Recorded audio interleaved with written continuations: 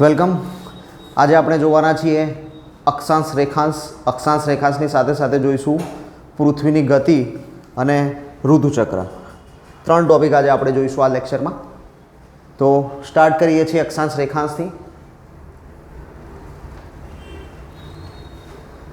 અક્ષાંશ રેખાંશ પૃથ્વી પર દોરેલી આડી કાલ્પનિક રેખાઓને અક્ષાંશ કહેવાય. આડી કાલ્પનિક રેખા છે એને અક્ષાંશ કહીશું. ઊભી જે કાલ્પનિક રેખાઓ છે એને રેખાંશ કહીશું. જોઈએ આગળ.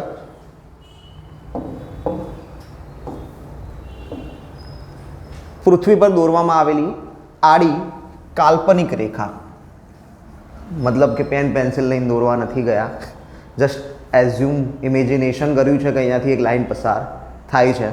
એવી જે ઇમેજિનેશનની લાઈન છે પણ કેવી? આડી, હોરિઝોન્ટલ જે લાઈન છે એને આપણે શું કહીએ છીએ? અક્ષાંશ રેખા. જે અહીંયા તમને દેખાય છે આ પૃથ્વી છે, આડી જે લાઇન્સ દોરેલી છે આ બધા અક્ષાંશ રેખા છે. સેમ એવી જ રીતે વિષુવવૃત્ત રેખાથી ઉત્તર કે દક્ષિણમાં કોઈ પણ બિંદુનું કોણીય અંતર કે જે પૃથ્વીના કેન્દ્રથી માપવામાં આવે એને અક્ષાંશ કહે છે. યાદ રાખવાનું છે કે માપીશું ક્યાંથી? કેન્દ્રથી. પૃથ્વીના કેન્દ્રથી એનું માપ લેવાનું છે. 2 દિશામાં. કઈ બાજુ? તો કે ઉત્તર અને દક્ષિણ, 2 તરફ.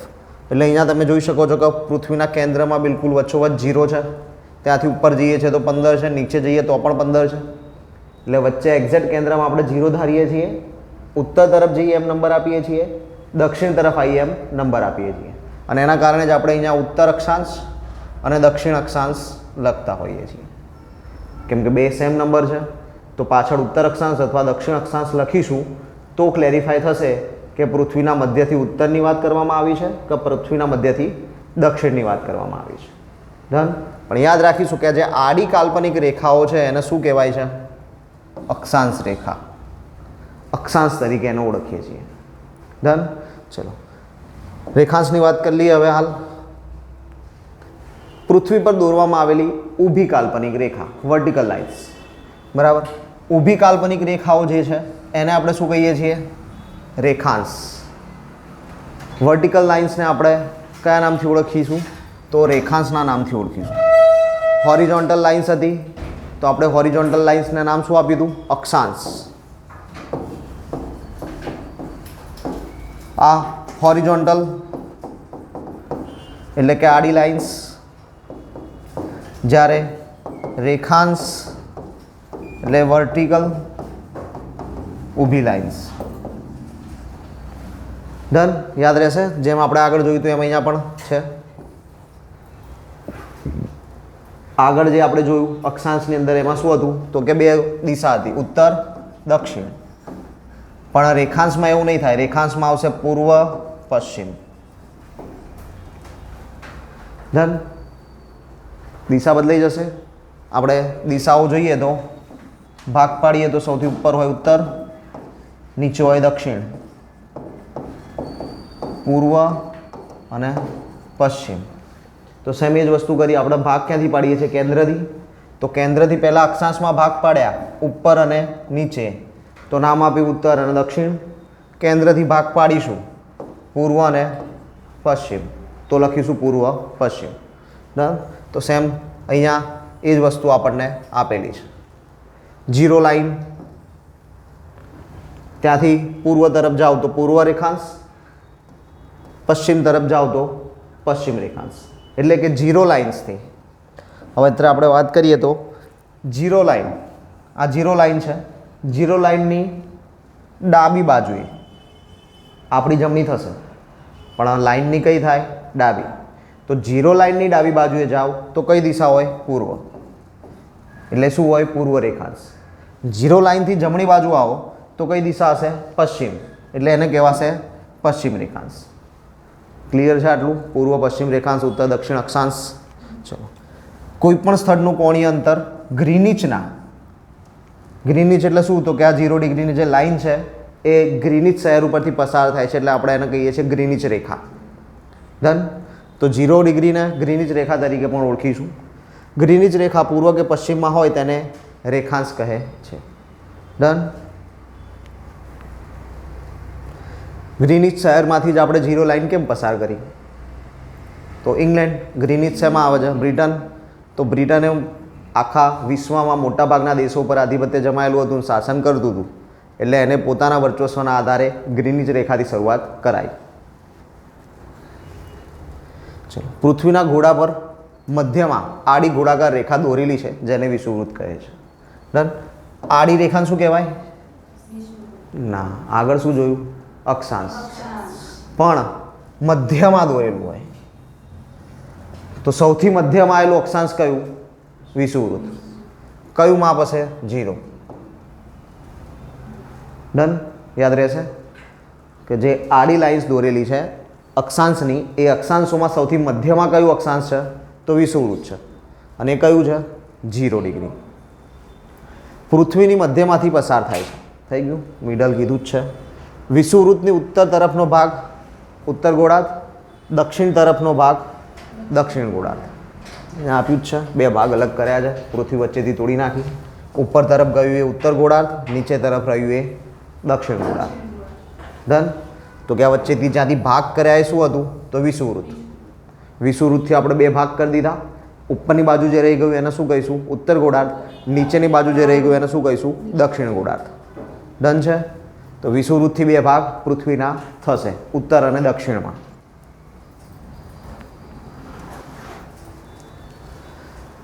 વિષુવવૃત્તની ઉત્તરે પૃથ્વી પર 23.5 અંશે 23.5 દોરેલી ગાઢી આડી ગોળાકાર, આડી એટલે અક્ષાંશ, ગોળાકાર રેખા કર્કવૃત્ત. ઉત્તરમાં કીધું વિષુવવૃત્ત બિલકુલ મધ્યમાંથી પસાર થાય છે, 0 ડિગ્રી, એને વિષુવવૃત્ત કહીએ છીએ. એની ઉત્તરમાં 23.5 ઉત્તરમાં છે તો ઉત્તર, અક્ષાંશ છે તો અક્ષાંશ. 23.5 ઉત્તર અક્ષાંશ. એને શું કયા નામથી ઓળખીએ છીએ? કર્કવૃત્તના નામે ઓળખીએ છીએ. ડન. તો જેમ ઉત્તરમાં ગયા એમ આપણે હવે ફરી દક્ષિણમાં પણ જઈશું. દક્ષિણમાં જઈએ તો દક્ષિણમાં 23.5 છે દક્ષિણ અક્ષાંશ. દક્ષિણ અક્ષાંશ 23.5 નો દક્ષિણ અક્ષાંશ કયા નામે ઓળખાય છે? મકરવૃત્તના નામે ઓળખાય છે. ડન. અહીંયા એ જ લખ્યું છે આપણને. યાદ રહેશે. સૌથી મિડલમાં 2 ભાગ કોણ કરે? વિષુવવૃત્ત. વિષુવવૃત્તથી ઉપર જાઓ તો શું આવે? કર્કવૃત્ત. વિષુવવૃત્તથી નીચે જાઓ તો શું આવે? મકરવૃત્ત. તો કેટલું ઉપર જવાનું? 23.5. કેટલું નીચે આવવાનું? જેટલું ઉપર ગયા હતા એટલું, 23.5. ડન. યાદ રહેશે. ચલો આગળ વધીએ. વિષુવવૃત્તની ઉત્તરે કર્કવૃત્તથી ઉપર. ઉત્તરમાં હવે કે કર્કવૃત્તથી પણ ઉપર. હમણાં આપણે પહેલાં વિષુવવૃત્તથી ઉપર જોયું, હવે વિષુવવૃત્તથી ઉપર કર્કવૃત્ત હતું, હવે કર્કવૃત્તથી પણ ઉપર 66.5 અંશે દોરેલી ગાઢી આડી રેખાને ઉત્તર ધ્રુવવૃત્ત કહે છે. 66.5 ને શું કહીશું? ધ્રુવવૃત્ત. ઉત્તરમાં હશે તો ઉત્તર, દક્ષિણમાં હશે તો દક્ષિણ. પણ એનું માપ કયું છે? 66.5. ડન. દક્ષિણમાં છે તો દક્ષિણ ધ્રુવવૃત્ત, ઉત્તરમાં છે તો ઉત્તર ધ્રુવવૃત્ત. શું છે? અક્ષાંશ. ઉત્તર ધ્રુવવૃત્ત અક્ષાંશ, દક્ષિણ ધ્રુવવૃત્ત અક્ષાંશ. 66.5 માપ છે, આ યાદ રાખજો. કર્કવૃત્ત અને મકરવૃત્તને અયનવૃત્તો તરીકે ઓળખવામાં આવે છે. કર્કવૃત્ત 23.5 ઉત્તર અક્ષાંશ, મકરવૃત્ત 23.5 દક્ષિણ અક્ષાંશ. આ બંનેને કયા વૃત્ત તરીકે ઓળખવામાં આવે છે? અયનવૃત્ત. અયનવૃત્તો તરીકે એમને ઓળખવામાં આવે છે. અને એ વચ્ચેનો વિસ્તાર, એ બેની વચ્ચેનો જે વિસ્તાર છે એને કહેવામાં આવે છે અયન. કર્કવૃત્ત, મકરવૃત્ત, આ વચ્ચેનો જે આખો વિસ્તાર આવશે એને શું કહીશું? અયન. અયન વૃત્ત નહીં, વૃત્ત તો કયું? એ પોતે થતું હોય તો અયનવૃત્ત. ડન. પણ એ બંનેનો વચ્ચેનો વિસ્તાર શું કહેવાય? અયન. અને એટલા માટે જે બંનેને આપણે અયનવૃત્ત કહીશું. જો અહીંયા આકૃતિમાં આપેલું જ છે. આ કર્કવૃત્ત, આ મકરવૃત્ત. આખો જે વચ્ચેનો વિસ્તાર છે એ શું છે? અયન. અને આ જે 2 તમને અહીંયા દેખાતું હશે, અયનવૃત્ત લખીને એરા મારેલા છે, ઉપરનું અને આ નીચેનું. આ બંને શું છે? અયનવૃત્ત. આખો જે ભાગ છે, વિસ્તાર છે, એને શું કહેવાય? અયન.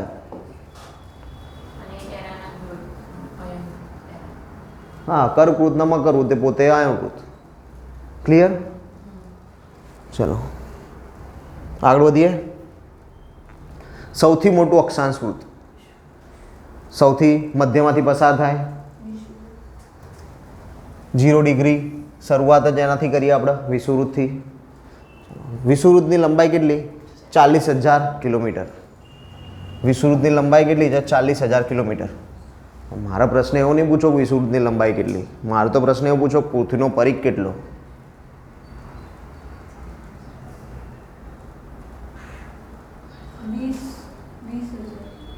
પૃથ્વીનો પરિઘ કેટલો?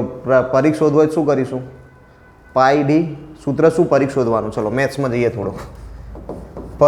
પરિઘ શોધવું હોય તો શું થાય સૂત્ર? પાઈ ડી. ડી એટલે શું થાય? વ્યાસ. પૃથ્વીનો વ્યાસ આપણે આગળ જોઈ ગયા 12,756. તો ડીમાં શું મૂકશું?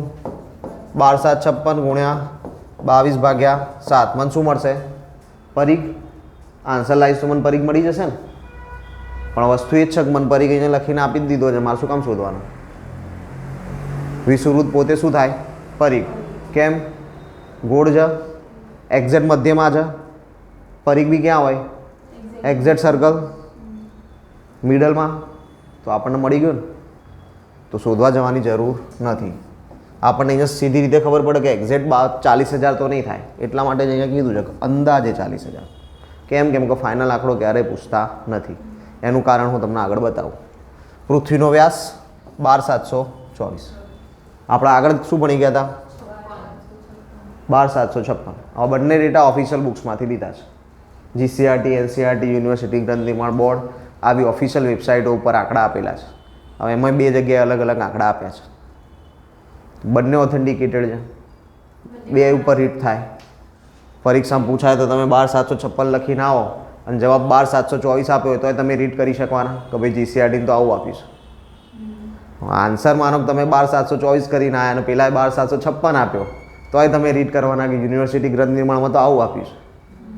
બે સાચું માનવું પડશે, છૂટકો નથી. ડન. એટલા માટે જ મેં અહીંયા આંકડો જે બીજો હતો એ લખ્યો છે કે બે ધ્યાનમાં રહે. બરાબર. 12,756, 12,724. તો હવે સિમ્પલ વસ્તુ છે. જો હું 12,724 લઈને ગણીશ તો આન્સર ચેન્જ થઈ જશે. 12,756 લઈશ તો બી આન્સર ચેન્જ થઈ જશે. તો મારો આન્સર અહીંયા પરફેક્ટ નહીં હોય. એટલા માટે જ મેં અહીંયા સીધું અંદાજે વાપરી દીધું છે. અને એવું નહીં કે મેં જે બુકમાં જોશો બધી બુકમાં આ રીતે જ લખેલું હશે. ડન. પરફેક્ટ આંકડો યાદ રાખવાની જરૂર નથી. આપણે ખાલી શું યાદ રાખશું કે વિષુવવૃત્ત કેટલું લાંબુ છે? 40,000 કિલોમીટર લાંબુ છે. પૃથ્વીનો વ્યાસ કેટલો છે? 12,724 અથવા તો 12,756. વિષુવવૃત્ત પૃથ્વીના બે સરખા ભાગ કરે છે. આગળ જોઈ ગયા. ઉત્તરમાં ઉત્તર ગોળાર્ધ, દક્ષિણમાં દક્ષિણ ગોળાર્ધ. વિષુવવૃત્ત પરથી ધ્રુવનો તારો ક્ષિતિજ પર દેખાય છે. વિષુવવૃત્ત ઉપર ઊભા રહીને જોઈએ તો ધ્રુવનો તારો ક્યાં દેખાય? ક્ષિતિજ ઉપર. અને વિષુવવૃત્તથી નીચે ઉતરીને જોઈએ તો દક્ષિણમાં જઈને ના દેખાય. બરાબર.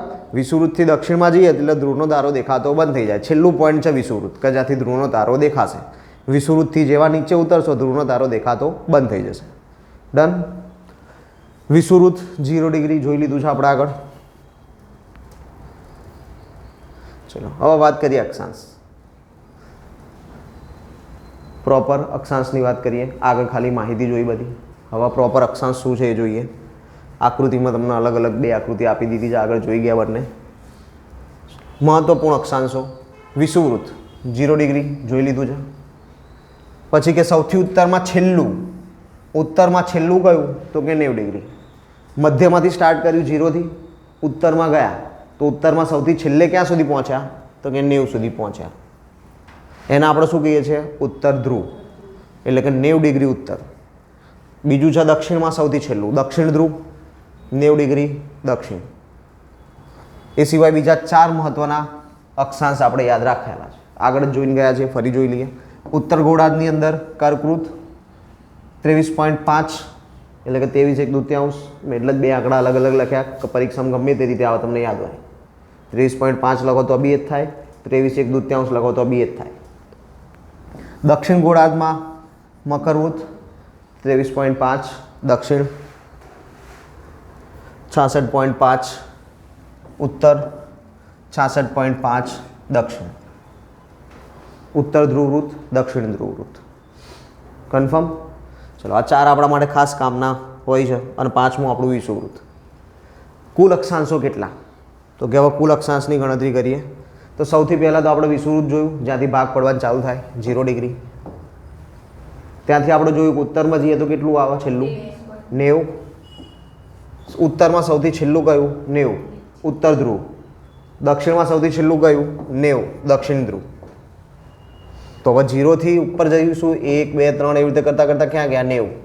નીચે આવીશું તો સેમ એવી જ રીતે 1 2 3 4 કરતાં કરતાં છેક 90 સુધી. તો ઉપર 90, નીચે 90 અને 0 પોતે. એટલા માટે જ મેં અહીંયા સ્પષ્ટતા કરી છે કે 90 90 +1 +1 વાળું 1 એટલે શું? આ 0 ડિગ્રી. 0 ડિગ્રી એટલે શું? વિષુવવૃત્ત પોતે. ટોટલ કેટલા થાય? 181. તો અક્ષાંશોની કુલ સંખ્યા કેટલી? 181. કુલ 181 અક્ષાંશ છે આપણી પાસે. વિષુવવૃત્તની ઉત્તરે 90 સુધી એક એક અક્ષાંશ, દક્ષિણે એક એક અક્ષાંશ. હાલ જે આપણે જોયું એ જ લખેલું છે. વિષુવવૃત્તની દક્ષિણે 90 સુધી એક એક અક્ષાંશ એટલે કુલ 90. વિષુવવૃત્ત પોતે 0.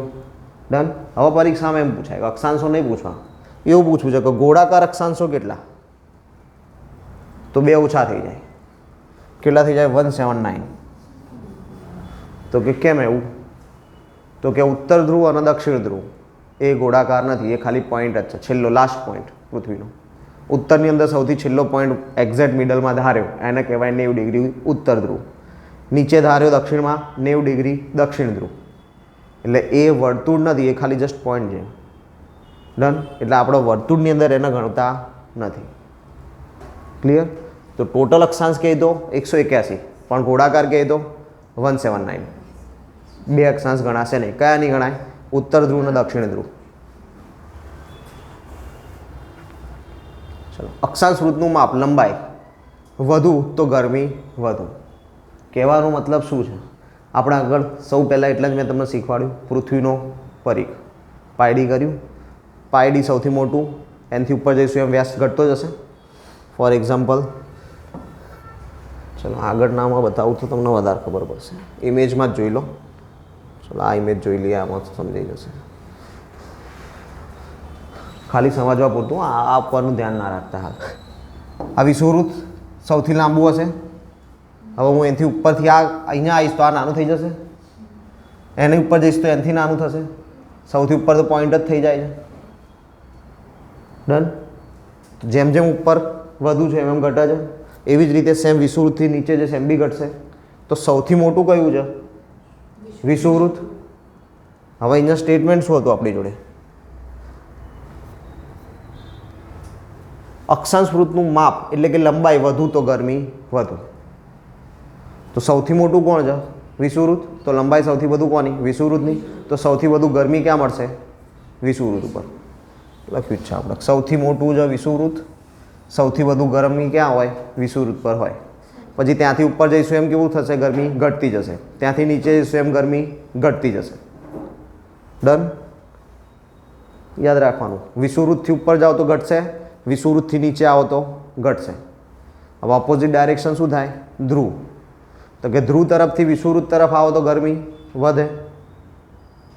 ઉત્તર ધ્રુવ દક્ષિણ ધ્રુવ. ધ્રુવ તરફથી માનો કે આ ઉત્તર ધ્રુવ, આ દક્ષિણ ધ્રુવ અને આ વિષુવવૃત્ત.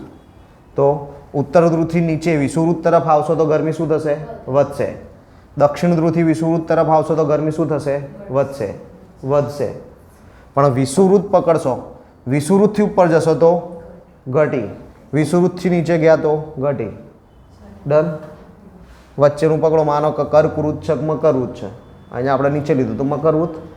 તો વિષુવવૃત્ત કરતાં મકરવૃત્ત ઉપર ગરમી કેવી હશે? ઓછી. ધ્રુવવૃત્ત કરતાં મકરવૃત્ત ઉપર ગરમી કેવી હશે? વધારે. કેમ? કેમ કે નીચે જઈશું એમ ઠંડુ થતું જશે. ડન. ક્લિયર? તો સેમ એવું ઉપર કર્કવૃત્ત માટે બી થાય. સમજાઈ ગયું? આ કોન્સેપ્ટ યાદ રાખજો ખાલી, આમાં ભૂલ ના થાય. ડન. આમાં શું લખ્યું છે? માપ લંબાઈ વધુ.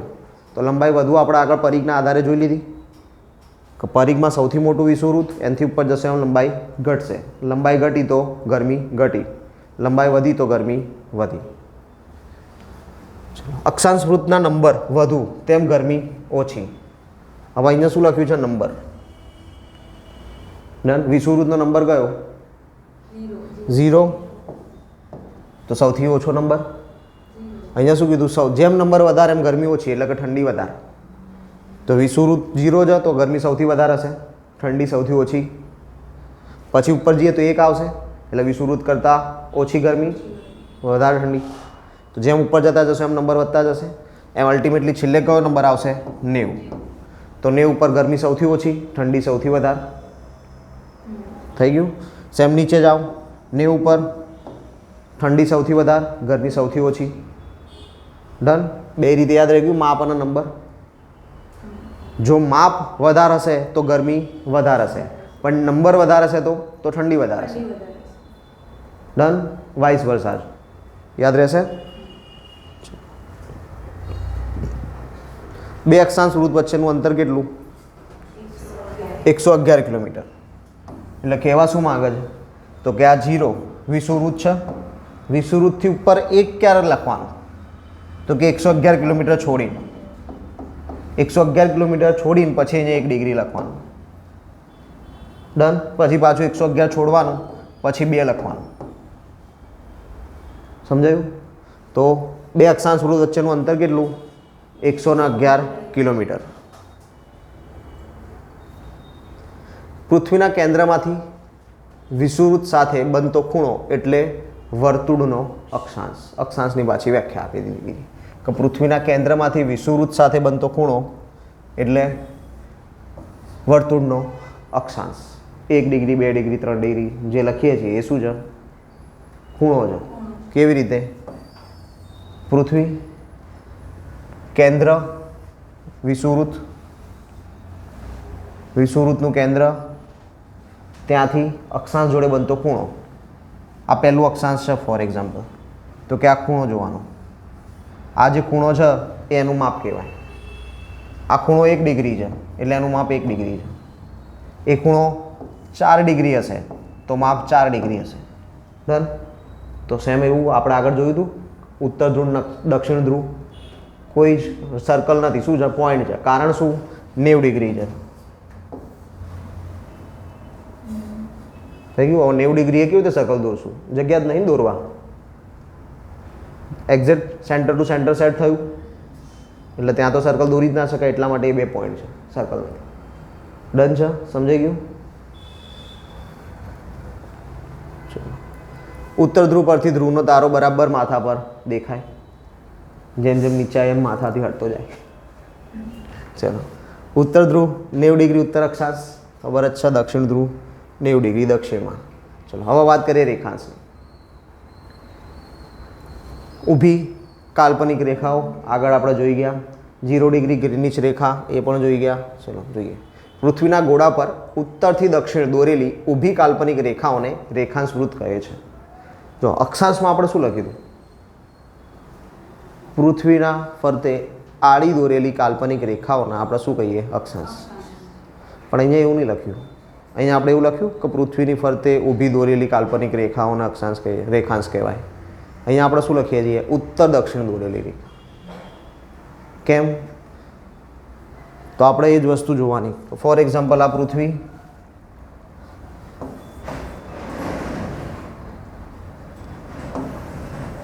પૃથ્વી છે તો પૃથ્વીમાં આપણે શું કરીએ છીએ? આ લાઈન કેવી રીતે દોરીએ છીએ? તો કે ઉત્તરથી દોરવાની ચાલુ કરીએ, આમ દોરીએ. ચલો તો ઉત્તરથી આ બાજુ દોરીએ, દક્ષિણ પર આવીને ઊભા રહીએ, પતી ગયું. ત્યાં પૂરી થઈ ગઈ. ફરીને પાછી નહીં આવતી. આડી કાલ્પનિક રેખામાં કેવું થતું હતું? અહીંથી સ્ટાર્ટ કરી તો ફરીને પાછી આવશે એના એ પોઈન્ટે. એટલે આખું વર્તુળ થતું હતું. એટલે આપણને આગળ કીધું હતું ગોળાકાર કેટલા? 179. ડન. પણ અહીંયા કોઈ જ સંપૂર્ણ ગોળ નથી. ખાલી ઉત્તરથી દક્ષિણ, ઉત્તરથી દક્ષિણ. બધી જ લાઈન ક્યાં દોરેલી છે? ઉત્તરથી સ્ટાર્ટ કરી દક્ષિણ સુધી દોરેલી છે. ઓકે. અક્ષાંશ વૃત્તની કુલ સંખ્યા કેટલી છે? 360. આગળ આપણે પેલામાં જેમ ડિગ્રી જોઈ તેમ આમાં બી ડિગ્રી હશે. જે ડિગ્રીનું માપ બનાવે તો ટોટલ વર્તુળમાં કેટલા ડિગ્રી હોય? 360. 360 ડિગ્રી. અક્ષાંશ વૃત્તોની જેમ રેખાંશ વૃત્ત અક્ષાંશ વૃત્તની જેમ પૂર્ણ વર્તુળ નથી. હાલ જ કીધું પૂર્ણ વર્તુળ નથી, એ શું છે? અર્ધવર્તુળ. કેમ? કેમ કે ઉત્તરથી ચાલુ થાય ને દક્ષિણે પૂરું થઈ જાય, ફરીને પાછું ઉત્તરે આવતું નથી. જ્યારે અક્ષાંશ વૃત્ત કેવું થતું હતું? જ્યાંથી ચાલુ થાય ફરીને પાછું ત્યાં જઈને પૂરું થાય, એટલે પૂર્ણ વર્તુળ હતું. ઇંગ્લેન્ડના ગ્રીનિચ પરથી 0 ડિગ્રી પસાર થાય છે, તેને ગ્રીનિચ રેખા કહે છે. ડન. કઈ રેખા? ગ્રીનિચ રેખા. આપણે આગળ જોઈ લીધું કે ગ્રીનિચ જ કેમ? કેમ કે ઇંગ્લેન્ડ વિશ્વના મોટાભાગના દેશો ઉપર આધિપત્ય ધરાવતું હતું, એટલે એને શરૂઆત ક્યાંથી કરાવડાવી? ગ્રીનિચથી. આ 0 ડિગ્રી રેખાંશ પૃથ્વીના 2 ભાગ કરે છે. ડન. 2 ભાગ થશે, પણ પૂરેપૂરા થશે તો કે ના, અડધા જ થશે. કેમ? કેમ કે આ અડધું જ છે, એટલે અડધા 2 ભાગ થાય. પણ 2 ભાગ થાય એટલે કયા થાય? આ વચ્ચે એક લાઈન દોરી દીધી, અહીંથી આ બાજુ પશ્ચિમ, આ બાજુ પૂર્વ. 2 ભાગ થઈ ગયા, પૂર્વ પશ્ચિમ. પૂર્વના પશ્ચિમ 2 ભાગ કરી દીધા એને. કઈ લાઈનથી કરીએ છીએ પૂર્વ પશ્ચિમ? 0 ડિગ્રીથી. હજી આગળ 180 ડિગ્રી આવશે. ડન. પૂર્વ પશ્ચિમ ક્યાંથી થશે? તો 0થી. દિવસ ક્યાં બદલાશે? તો 180થી. એ જોઈએ આગળ. એટલે 180 રેખાંશને આંતરરાષ્ટ્રીય દિનાંતર રેખા કહે છે. તેની પશ્ચિમ દિશામાં જતાં 1 તારીખ વધે છે, જ્યારે પૂર્વ તરફ જતાં 1 તારીખ ઘટે છે. મતલબ શું છે? આ પૂર્વ તો કે શું થયું? 1 તારીખ ઘટી. માનો કે હું અહીંયા હતો, અહીંયાથી હું આમ ગયો, તો અહીંયા મારા સોમવાર હોય તો હું આમ જઈશ તો શું થઈ જશે? રવિવાર. પૂર્વ તરફ જવું તો શું થવું જોઈએ? ઘટવી જોઈએ 1 તારીખ. એટલે વાર ઘટે, તારીખ ઘટે. તો 30 તારીખ હોય અહીંયા, તો અહીંયા કઈ થઈ જાય? 29. તો સોમવારની જગ્યાએ રવિવાર થઈ જવાનું. પણ હવે માનો હું અહીંયા હતો અને આમ આવ્યો, 29માં હતો અને લાઈન ચેન્જ કરી તો ક્યાં આવી જઈશ? 30માં. રવિવારનો શું થઈ જશે? સોમવાર. તો પૂર્વથી પશ્ચિમ આવીશ તો દિવસ વધશે, પશ્ચિમથી પૂર્વ જઈશ તો દિવસ ઘટશે. આપણે 2 યાદ રાખવાના? તો કે ના, કોઈ એક યાદ રાખો, બીજું તો ઓટોમેટિક યાદ રહી જશે, ઊંધું જ કરવાનું. તો આપણે કોઈ એક જ વસ્તુ યાદ રાખવાની. 2 યાદ રાખશો તો શું થશે? પરીક્ષામાં કન્ફ્યુઝન. વધતું હતું ઘટતું હતું એ જ નહીં યાદ આવે. એટલે આપણે શું કરવાનું? કોઈ એક જ યાદ રાખવાનું. યાદ રાખવામાં શું કરવાનું? ગુજરાતથી ઉત્તર પ્રદેશ જઈએ તો શું થાય? દિવસ ઘટી જાય. ગુજરાત ક્યાં છે? પશ્ચિમ. ઉત્તર પ્રદેશ ક્યાં છે? પૂર્વ. એટલે આપણા કોન્ટેક્સથી પૂર્વમાં એમ. એટલે પશ્ચિમથી પૂર્વ તરફ જાઓ તો શું થાય? 1 દિવસ ઘટે. ઇઝીલી યાદ રહી જાય આપણું, સાદું સિમ્પલ. ઉત્તર પ્રદેશ નહીં યાદ રાખવું સાહેબ તો કંઈ નહીં, અસમ યાદ રાખો, અરુણાચલ પ્રદેશ યાદ રાખો, તમારે જે યાદ રાખવું હોય. ડન. પણ ગુજરાતથી પૂર્વમાં લઈ જવાનું. ક્લિયર છે? ગુજરાતથી પૂર્વમાં ગયા તો 1 દિવસ શું થશે? ઘટશે. તો દિનાંતર રેખામાં આપણને યાદ રાખવાનું. દિનાંતર રેખા શું કહે છે? પશ્ચિમથી પૂર્વમાં જાઓ તો 1 દિવસ શું થાય? ઘટે. બીજું યાદ રાખવાની જરૂર નથી. બીજું ઓટોમેટિક યાદ રહી જશે, વાઇસ વર્ષા. કે ભાઈ પૂર્વમાંથી પશ્ચિમમાં આવીશ તો વધી જશે. કમ્પ્લીટ. તો યાદ રાખવાની જરૂર રહેતી નથી. આ સમજાયું? ડન. હવે બીજું કે આંતરરાષ્ટ્રીય દિનાંતર રેખા સતત નથી. જો સીધી હોય તો આવી હોય, પણ આવી રીતે નહીં જતી. જો અહીંયાથી આમ બહાર નીકળી ગઈ, પાછી અહીંયાથી આમ થઈ ગઈ, તો એ સીધી નથી, વાંકી ચૂકી છે. કારણ શું? આજ તારીખ બદલી જાય છે. બરાબર. ચલો હવે માનો હું આ સીધી દોર દઉં અહીંયાથી, તો આ રશિયામાં 2 ભાગ કરી નાખ્યા. ડન. તો કે હવે હું રશિયામાં એક જગ્યાએથી બાઇક લઈને નીકળીશ, બીજી જગ્યાએ તારીખ બદલાઈ ગઈ. 29 તારીખે નોકરી કરવા નીકળ્યો તો 30 તારીખે નોકરી કરીને પાછો આવીશ તો પાછો 29 તારીખમાં આવી જઈશ. 30 તારીખ તો આવશે જ નહીં. તકલીફ થઈ જાય ને. કેવી રીતે મેનેજ કરવાનું? પ્રોબ્લેમ શેમાં થાય? મોટા ભાગે વેપારમાં. ડન. વેપારમાં ટાઈમ આવ્યો હોય કે ભાઈ 30 તારીખ સુધીની લાસ્ટ ડેટ છે ડિલિવરીની, 30 તારીખ પછી તમે ડિલિવરી કરશો તો આટલી પેનલ્ટી. હવે પેલો માણસ પોતાની 30 તારીખ પ્રમાણે ચાલે તો પેલા તો આગળ 1 દિવસ જતો રહ્યો ને તો પેનલ્ટી લગાવો. તારી 30 હતી, મારે તો 31 થઈ ગઈ, પેનલ્ટી. પ્રોબ્લેમ થઈ જાય. એટલે આપણે શું કર્યું કે જે લેન્ડ જમીની પ્રદેશ હતા ત્યાં શું કર્યું? લાઈનને ફ્લેક્સિબલ કરી દીધી કે ભાઈ જમીની પ્રદેશ આવરી લીધો. કે આ રશિયા બાજુ જાય છે તો આમ લાઈન આ બાજુ લઈ જાઓ, આ બાજુ વાળું જાય છે તો લાઈન આ બાજુ ફેરવું. ડન. લાઈન આપણે ફ્લેક્સિબલ કરીને લાઈનના મૂવમેન્ટ આપી દીધી. કારણ શું? દિવસ એકનો એક જ રહે, દિવસ બદલાય નહીં. ડન. પછી બીજા દેશથી બીજા દેશ પર અલાસ્કામાંથી રશિયામાં જાઓ તો દિવસ બદલાઈ જાય, ભલે ને અડધો કલાક જ થતો જતા, પણ બે જુદા જુદા છે. ઓકે, તો પછી દિવસ બદલાય તો ચાલશે, પણ એક જ હોય. હવે આપણે હમણાં વાત કરીએ એમ યુપીમાંથી ગુજરાત આવવાનું કે દિવસ બદલાઈ ગયો તો કેવી તકલીફ થઈ જાય ને. ચલો ડન છે, સમજાઈ ગયું ને? આંતરરાષ્ટ્રીય દિનાંતર રેખા વાંકી છૂકી આવશે, બધી લાઈનની જેમ સ્ટ્રેટ નહીં, બાકી બધી લાઈન સ્ટ્રેટ, પણ આંતરરાષ્ટ્રીય દિનાંતર રેખા એટલે કે 180 ડિગ્રી એ સ્ટ્રેટ નથી, એ કેવી છે? વાંકી ચૂકી છે. કારણ આપણે સમજી લીધું. કેમ? બીજું કે પશ્ચિમથી પૂર્વ, પશ્ચિમ બાજુથી પૂર્વ બાજુ જાઓ તો શું થાય? દિવસ ઘટે. 1 કલાકમાં 15 રેખાંશ સૂર્ય સામેથી પસાર થાય છે. 1 કલાકમાં સૂર્ય કેટલા રેખાંશ પસાર કરે? 15. અહીંયા આપી દીધું. 1 કલાકમાં 15 રેખાંશ સૂર્ય સામેથી પસાર થાય. 1 કલાકમાં મિનિટ કેટલી? 60. કહેવાનો મતલબ શું થાય? 60 મિનિટમાં કેટલા રેખાંશ પસાર કર્યા? 15 રેખાંશ પસાર કર્યા. તો હું ઊંધું કરી શકું કે એક રેખાંશ પસાર કરતાં કેટલો સમય લાગે? 60 ગુણ્યા 1 ભાગ્યા 15, 15 ચોક 60, 4 મિનિટ. એક રેખાંશ પસાર કરતાં સૂર્યને કેટલો સમય લાગે? 4 મિનિટ. ડન. હવે પૃથ્વી પોતાની ધરી પર પશ્ચિમથી પૂર્વ તરફ ફરે છે. આગળ આપણે જોઈ ગયા છીએ કે શુક્ર અને યુરેનસ આ બે જ ગ્રહ છે કે જે પૂર્વથી પશ્ચિમ ફરશે. બાકી બધા કેવું ફરશે? પશ્ચિમથી પૂર્વ. અને પશ્ચિમથી પૂર્વ ફરે છે એટલા માટે સૂર્ય કઈ દિશા મૂકે છે? પૂર્વમાં. તેથી પૂર્વના સ્થાનોનો સમય પશ્ચિમના સ્થાનોના સમય કરતાં આગળ હોય છે. હવે ખબર પડી આગળ કેમ જઈએ? પશ્ચિમમાંથી પૂર્વમાં જઈએ તો શું કરવું પડે? પાછળ જવું પડે, દિવસ ચેન્જ કરવો પડે. કારણ શું? હજી ત્યાં આવ્યું જ નહીં, આપણે આગળ દોડીએ છીએ. બરાબર. ચલો, પૂર્વના સ્થળોનો સમય પશ્ચિમના સ્થળોના સમય કરતાં કેવો હોય? આગળ.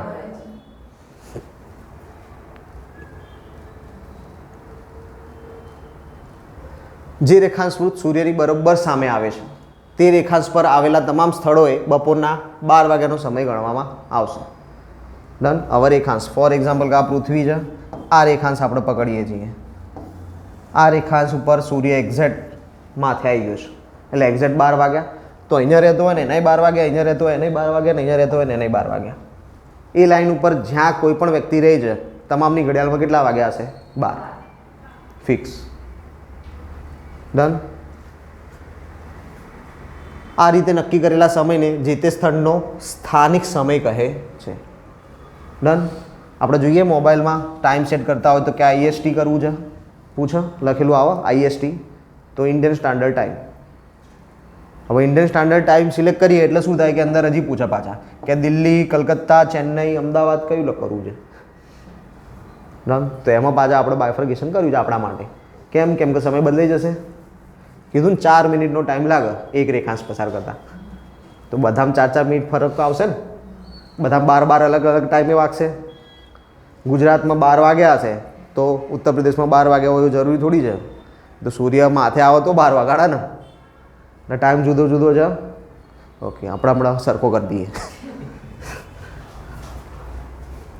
અમદાવાદ 73 ડિગ્રી પૂર્વ રેખાંશ ઉપર આવેલું છે અને દિલ્હી 77 ડિગ્રી પૂર્વ રેખાંશ ઉપર આવેલું છે. તો રેખાંશ વૃત્તનો તફાવત કેટલો થઈ ગયો? 4 રેખાંશનો તફાવત થયો. તો એક રેખાંશમાં 4 મિનિટ, તો 4 રેખાંશમાં કેટલી મિનિટ? 16 મિનિટ. તો બેના ટાઈમમાં કેટલો તફાવત હશે? 16 મિનિટનો તફાવત હશે. હવે હમણાં આગળ શું જોયું હતું? પૂર્વનો સમય પશ્ચિમના સમય કરતાં. હવે દિલ્હી અમદાવાદથી પૂર્વમાં હોવાથી દિલ્હીનો સમય અમદાવાદ કરતાં 16 મિનિટ આગળ રહેશે. મતલબ શું?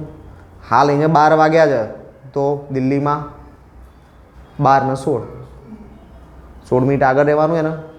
તો દિલ્હીમાં કેટલા વાગી ગયા હોય? 12 ને 16 થઈ ગઈ હોય. પણ અમદાવાદમાં કેટલા વાગ્યા હોય? 12 જ વાગ્યા હોય. એટલે દિલ્હી 16 મિનિટ આગળ દોડે.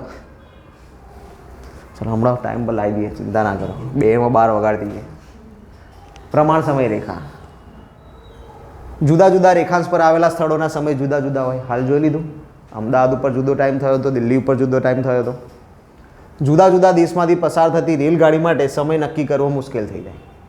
હા તો દેશની આપણે તો વાત કરીએ, દિલ્હીથી ટ્રેન ઉપડી હોય, ટાઈમ લખ્યો હોય કે ભાઈ અમદાવાદમાં 12:20 પહોંચશે, તો દિલ્હીની 12:20 પહોંચવાની હોય. આપણે 12:15 પહોંચીએ તો ટ્રેન જતી રહી હોય. હું તો 5 મિનિટ વહેલા આવી ગયો તો ટ્રેન જતી કેમ નહીં રહી? તકલીફ થઈ જાય. તેના માટે બે જગ્યાએ ટાઈમ ફિક્સ કરવો પડે. હવે જો આપણે અમદાવાદના ટાઈમ પ્રમાણે રેલગાડીનો ટાઈમ નક્કી કરીએ કે ભાઈ અમદાવાદમાં 12:20 થાય ને ત્યારે આવશે, તો દિલ્હીવાળાને તકલીફ કે 12:20 અમદાવાદ પહોંચી જશે, તો એ તો રાહ જોઈને બેઠા હોય કે 12:20 તો થઈ ગયો, હજી અમદાવાદ આવ્યું નહીં.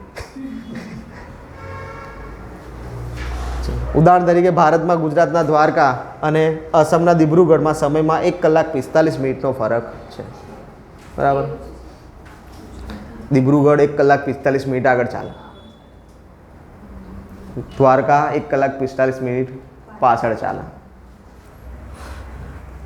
તો હવે આમાં અસમથી ગાડી ઉપડી હોય, આપણે તો ખાલી દિલ્હીના અમદાવાદની વાત કરી હતી, 16 મિનિટ હતું તો થોડું સમજમાં આવે, ચાલશે 16 મિનિટમાં શું. પણ હવે તમે અસમથી વિચારો તો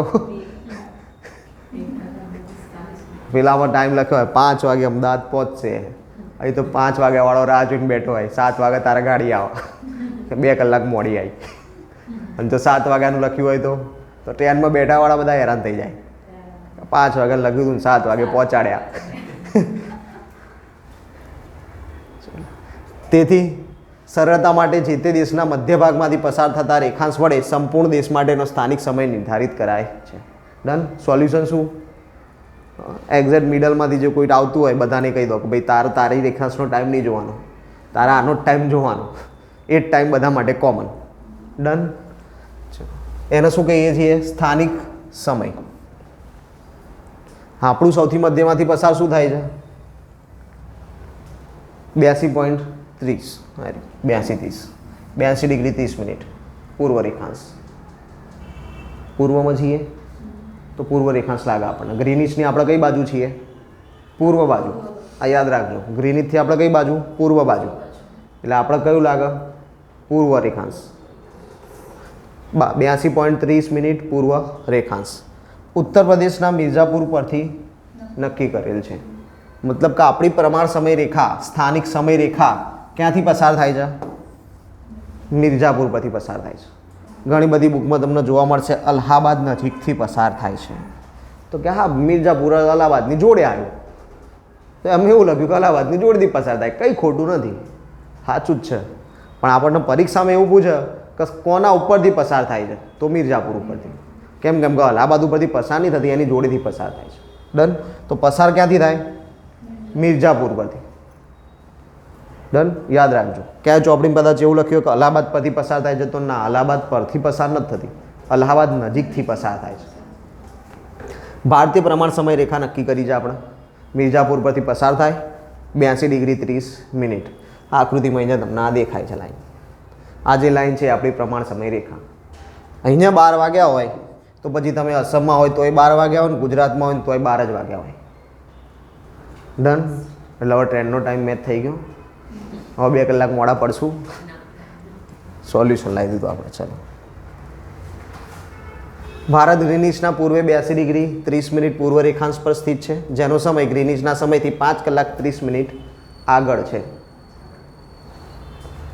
ઘણું પડતું કે ભાઈ 82 30 પેલું 0 થી 82 30 એટલે 82 ગુણ્યા 4 30 મિનિટ કીધું, એટલે 30 મિનિટનું અલગથી કાઢવાનું. એની જગ્યાએ એને ડાયરેક્ટ લખીને જ આપી દીધું. તમારે કંઈ મહેનત કરવાની જરૂર નહીં. 50 કલાક ને 30 5 કલાક ને 30 મિનિટ. બરાબર. 5 કલાક 30 મિનિટ સમય કેવો રહેશે? આગળ. કેમ આગળ? આપણે કીધું પશ્ચિમ કરતાં પૂર્વમાં સમય કેવો હોય? આગળ. તો આપણે પૂર્વમાં હતા ગ્રીનિશ કરતાં, તો સમય કેવો રહેશે આપણો? આગળ. ડન. રશિયામાં 11 સ્થાનિક સમય છે. રશિયામાં કેટલા સ્થાનિક સમય આપેલા છે? 11. કહેવાનું ઇન્ટેન્શન શું? 11 સ્થાનિક સમયથી કે ગુજરાતમાં એક સ્થાનિક સમય, મધ્યપ્રદેશનો એક સ્થાનિક સમય, છત્તીસગઢનો એક સ્થાનિક સમય, એવી રીતે અલગ અલગ સ્થાનિક સમય છે. એવા કેટલા સ્થાનિક સમય છે? 11. કેમ? કેમ કે એનો વિસ્તાર મોટો છે. તમે પાછળ મેપમાં જોઈ શકો કે રશિયા કેવડું મોટું દેખાય છે. એટલે એનો એક ટાઈમ નક્કી કરવો બહુ મુશ્કેલ છે. આપણે તો કેવું હતું 2 કલાક કે 3 કલાકનો ડિફરન્સ પડતો હતો તો ચાલી જાય, 2-3 કલાક મેનેજ થઈ જાય. પણ એનો તો એક ખૂણા ઉપર ને બીજા ખૂણા ઉપર જોવા જાય તો 12 કલાકનો ફરક આવે. 12 કલાક થોડી ચલાવી લેવાય. એટલે કે ના ભાઈ આટલા વિસ્તાર માટે આટલો સમય રેખા, આટલા વિસ્તાર માટે આ સમય રેખા, અલગ અલગ સમય નક્કી કર્યો.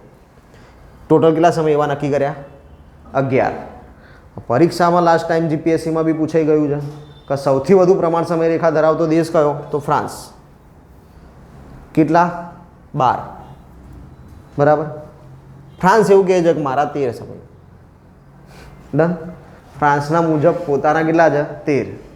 કેમ કે એક વિવાદિત ક્ષેત્ર ઉપર પણ અધિકાર કરે છે અને એના ઉપરથી બી પ્રમાણ સમય રેખા બહાર પાડે છે. ડન. પણ બધા માનતા નહીં. કેમ? તો કે એ જે જગ્યા કહી છે એ જગ્યા ફ્રાન્સની માનવામાં આવતી નથી. એટલે 13મું નહીં ગણતા આપણે શું ગણીએ છીએ? ખાલી 12 જ. આ 12 અલગ અલગ જગ્યાના એના સમય આપી દીધા છે. ડન. ફ્રાન્સ ક્યાં છે? તો આ રહ્યું. ડન. હવે ફ્રાન્સ ત્યાં છે અને બધા સમય અલગ અલગ. જો આ રહ્યો, હા બધા અલગ અલગ સમય છે. આવા ટોટલ એને 12 સમય રેખા બનાવેલા છે. કેટલા છે ટોટલ? 12. એ 12 જગ્યાના નામ અહીંયા આપી દીધા છે. આપણને પરીક્ષામાં કોઈ જ પૂછવાનું નહીં 12માંથી એ કંઈ. ડન. આ તો હું તમને બતાવવા માટે કે આપણને એવું થાય કે રશિયામાં 11 પ્રમાણ સમય રેખા છે કેમ કે આવડું મોટું છે. આટલું મોટું છે તો 11 હોય, ખોટું નહીં. પણ ફ્રાન્સ તો આટલું જ છે તો 12 કેમ થયા? તો એટલા માટે જ મેં તમને અહીંયા બતાવ્યું કે એને આખા વર્લ્ડ વાઇડમાં પોતાના સ્થાનિક સમય નાખ્યા છે. ડન. એ પોતાનું તો એક જ સ્થાનિક સમય રેખા. જો એમાં તો પોતાની તો એક જ છે ભારતની જેમ, પણ બાકી વિશ્વના અલગ અલગ જગ્યાઓ ઉપર એને અલગ અલગ ટાઈમ ઝોન બતાવ્યો છે પોતાનો. ડન. તો એના કારણે ફ્રાન્સના ટાઈમ ઝોન કેટલા છે? 12. એટલે કે સૌથી વધુ. ના એવું નથી. એને એની રીતે ખાલી એનો ટાઈમ ઝોન ડિસાઇડ કર્યો છે એના વેપાર ક્ષેત્ર માટે નહીં, બધા માટે. જો જેમ કે કેલેપ્સી આઇલેન્ડ છે, પછી અહીંયા જોઈએ Tahiti French Polynesia. Done. French population, French પબ્લિકના આધારે એને આ બધું ડિસાઇડ કરેલું છે. એટલે જ મેં કીધું કે એ 13 કહે છે પણ 13મું નહીં માનતા. કેમ? કેમ કે ત્યાં ફ્રેન્ચનું કામ નહીં. ચાલો હવે વાત કરીએ કટિબંધોની. અક્ષાંશ રેખાંશ બધું કમ્પ્લીટ છે તો કટિબંધ ઉપર જઈએ. આંતરરાષ્ટ્રીય સમય રેખા, ગ્રીનિચ રેખા. ડન. ગ્રીનિચ રેખામાં આખી ચૂકી નહીં, આંતરરાષ્ટ્રીય. કટિબંધ. કટિબંધ કેટલા છે? 3. ઉષ્ણ, શીત અને સમશીતોષ્ણ. ઉષ્ણ એટલે ગરમ, શીત એટલે ઠંડુ અને સમશીતોષ્ણ એટલે એને શું કહેવાય? ખુશનુમા.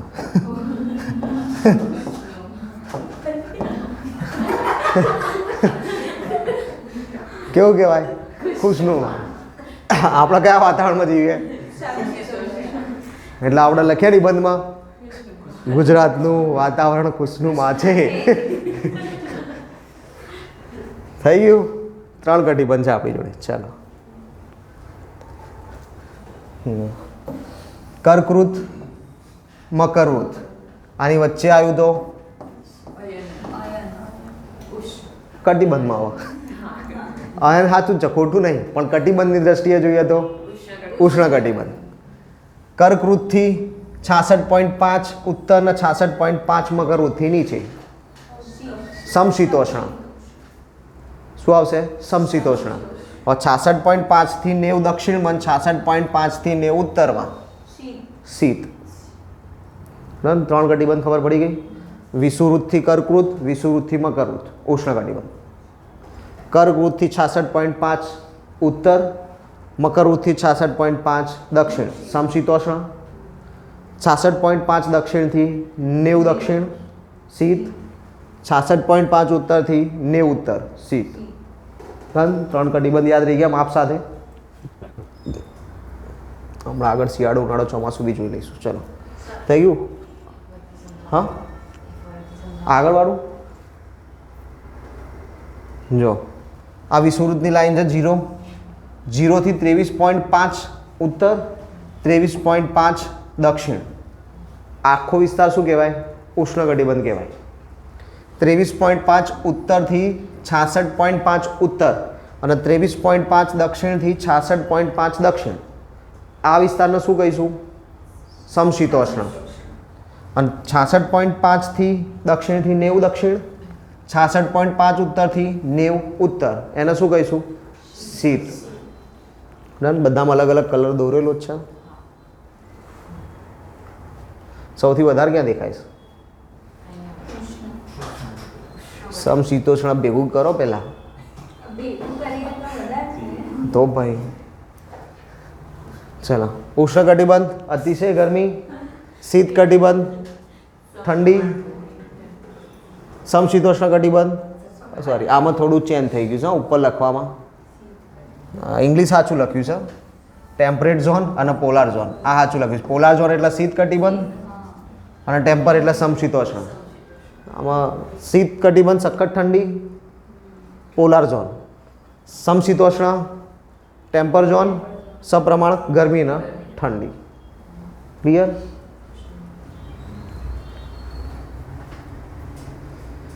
ચલો, ફરી પાછી આકૃતિ આવી ગઈ. આમાં આપણે કીધું હતું જ, આ વચ્ચેનો આખો ભાગ હાલ જોઈ ગયા ને, શું કહેવાય? ઉષ્ણ. આ ભાગ સમશીતોષ્ણ અને ઉપર નીચેનો ભાગ શીત. ઉષ્ણકટિબંધ જોઈએ પહેલાં. ડન. પૃથ્વીનો જે આખો પોર્શન બતાવ્યો છે, આટલેથી લઈને આટલે સુધીનો જે ભાગ છે આખો પૃથ્વીનો, એ કયા ઝોનમાં આવે? ઉષ્ણકટિબંધમાં આવે. એટલે કે ગરમી વધારે પડે અહીંયા. ક્લિયર? ચલો, હવે આપણે એક એક્ઝામ્પલ લઈએ. ડન. તો કે ભારતની અંદર સૌથી બ્લેક પર્સન્સ ક્યાં જોવા મળે? સૌથી વધારે કાળા પર્સન્સ ક્યાં જોવા મળે? સાઉથમાં. અને કે ગોરા જોવા હોય તો ઉત્તરમાં જાઓ. જમ્મુ કાશ્મીરમાં જાઓ સાહેબ, કે કેવા ગોરા ગોરા છે. અને તમિલનાડુમાં જાઓ સાહેબ, બધા કાળા કાળા જ મળશે. કારણ શું? તમિલનાડુવાળા કયા કટિબંધમાં છે? ઉષ્ણ કટિબંધમાં. જમ્મુ કાશ્મીરવાળા કયા કટિબંધમાં છે? સમશીતોષ્ણ કટિબંધમાં. ડન. તો કે તાપ વધારે આવશે, ગરમી વધારે આવશે, સૂર્ય વધારે હશે, તો શું વધારે હશે શરીરમાં? સૂર્ય કિરણોથી શરીરમાં શું મળે? Vitamin D. કયું તત્વ આવે? મેલેનિન. મેલેનિન. તો એનું પ્રમાણ શું થઈ જાય? વધી જાય. તો એનું પ્રમાણ વધી જાય તો ત્વચા કેવી રહે? કાળી. ડન. આ લોકોને ઓછો સૂર્ય મળે છે, ઓછી ગરમી મળે છે, ઓછું વિટામિન ડી મળે છે. મેલેનિન ઓછું, મેલેનિન ઓછું એટલે કાળા ઓછા. ડન. સમજાઈ ગયું? એટલા માટે જ આપણે જોઈએ જે ધ્રુવ પર રહેતું હોય આમ દૂધ જેવા ગોરા સાહેબ, કે હાથ અડાડીએ તો લાલ લાલ થઈ જાય. કારણ શું? વિટામિન ડી આવતું જ નહીં ભાઈ જોડે. ચલો, ડન. ઉષ્ણ. હા, ગુજરાતમાં 2. કર્કવૃતની ઉપર સમશીતોષ્ણ, કર્કવૃતની નીચે ઉષ્ણ. વિષુવવૃત્ત રેખાથી 23.5 ડિગ્રી ઉત્તર અને 23.5 ડિગ્રી દક્ષિણ જોઈ લીધું આપણે આખે આખું. કર્કવૃત મકરવૃત્ત જોઈ લીધું. આવા જોવાનું છે ખાલી. કેટલો ભાગ રોકા? 40%. આ જો અહીંયા આગળ લખાયું છે. એક્ઝેક્ટ 100% 40% નહીં થતું, પ્લસ ઓર માઇનસ રહે જ છે. કારણ શું પ્લસ ઓર માઇનસ રહેવાનું? માપ. ડન. ચેન્જ થતું રહેશે બિચારું. ચલો, તો કેટલા ટકા ભાગ રોકા? 40%. તેને શું કહીએ? Tropical zone. ઇંગ્લિશમાં આગળ જોઈ ગયા હતા. ચલો, ઉષ્ણકટિબંધ એટલે કેવું? Tropical zone. 40% ભાગ રોકે. ગરમી વધુ પડે, સૂર્યના કિરણો સીધા પડે. ગરમી પડવાનું કારણ શું? સૂર્યના કિરણો. સૂર્યના કિરણો એ ભાગ ઉપર કેવા પડશે? સીધા. સીધા પડશે, એના કારણે કેવું રહેશે? ગરમી વધારે. અહીં વર્ષામાં 2 વખત સૂર્ય મધ્યાહને ચમકે છે. વર્ષમાં 2 વખત સૂર્ય ક્યાં ચમકે? મધ્યાહને. એ આગળ આપણે ભણશું ને એમાં ખબર પડશે કે મધ્યાહન એટલે શું. સૂર્યગ્રહણ, ચંદ્રગ્રહણ એ બધું જોઈશું ને એટલે વધારે ક્લિયર થશે. 21 માર્ચ 22 સપ્ટેમ્બર દિવસ અને રાત સરખા. ડન. મધ્યાહનનો મતલબ અહીંયા તમને અડધો તો આપી જ દીધો છે. મધ્યાહને ચમકે તો ક્યારે ચમકે? તો કે 21 માર્ચ અને 22 સપ્ટેમ્બરે. તો કે 21 માર્ચ અને 22 સપ્ટેમ્બરે શું થાય? તો કે દિવસ અને રાત સરખા સરખા હોય. 12 કલાકનો દિવસ હોય અને 12 કલાકની રાત હોય. ડન. સાહેબ 12 કલાક તો અંધારું ક્યારેય જોયું નહીં, શિયાળામાં નહીં થતું. કારણ શું? વાતાવરણ. એ વાતાવરણ પણ શું તાણા સમજ આવશે કેમ એવું થાય છે? 12 કલાક સૂર્ય જતો રહે તો અજવાળું હોય છે. અત્યારે ચોમાસામાં ખાસ જોવા મળશે. જો સૂર્ય દેખાતો જ નહીં બિચારો, સવારથી નહીં જોવા મળ્યો હોય તોય સાંજે 7 વાગશે ને તોય અજવાળું હશે. એ વાતાવરણમાં સમજીશું. ચલો 21 માર્ચ અને 22 સપ્ટેમ્બર દિવસ અને રાત કેવા હોય? સરખા. આ બે દિવસે સૂર્ય ક્યાં ચમકે? મધ્યાહને. કયા ભાગમાં? ઉષ્ણકટિબંધના વિસ્તારમાં છે. પછી તમે એવું કહો કે 21 માર્ચ જમ્મુ કાશ્મીરમાં દિવસના રાત સરખા હોય? ના, તમિલનાડુમાં હોય. બરાબર. ચલો શીત કટિબંધ, પોલાર ઝોન જે તમને ગુલાબી કલરમાં દેખાય એ શીત કટિબંધ. જે પિંક કલરમાં જોવા મળે છે એ બધું શું છે? શીત કટિબંધ છે. ક્લિયર? શીત કટિબંધને ઇંગ્લિશમાં શું કહીએ છીએ? Polar zone. Done. Tropical zone આપણે જોઈ લીધો. ઉષ્ણ કટિબંધ.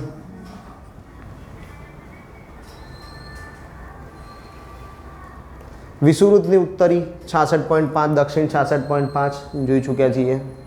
90 દક્ષિણ અક્ષાંશ સુધીનો વિસ્તાર. સખત ઠંડી હોય અને પૃથ્વીના સપાટીનો આશરે 8% ભાગ રોકે. ખાલી કેટલા ટકા ભાગમાં છે? 8% ભાગમાં જ છે. ઉષ્ણકટિબંધ કેટલામાં હતો? 40% ભાગમાં હતો. અને શીત કટિબંધ કેટલામાં છે? ખાલી 8%. કેટલા ગણું વધારે?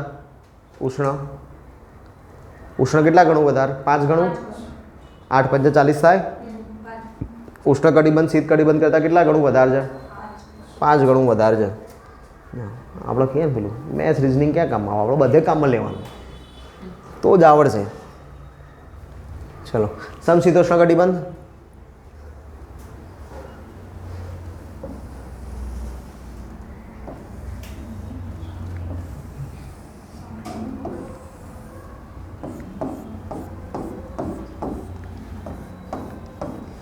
આખે આખું શું છે? સમશીતોષ્ણ કટિબંધ.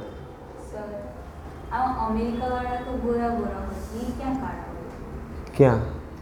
નોર્થ સાઉથ અમેરિકામાં. તમે સાઉથ અમેરિકા જુઓ ને, તમે અમેરિકા જુઓ છો. સાઉથ અમેરિકામાં કયા દેશ આવે? એમાં અમેરિકા ક્યાં આવે છે? બ્રાઝિલ.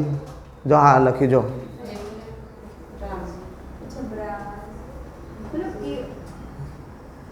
ડન. બ્રાઝિલવાળા ફૂટબોલ રમવા આવે જોયા છે ને? કાળા હોય છે કે નહીં હોતા? ચલો થઈ ગયું ક્લિયર. ચલો આ મોટો આખો આફ્રિકા ઓલમોસ્ટ ઉષ્ણમાં છે તો એટલે જ ત્યાં બ્લેક પબ્લિક જોવા મળે.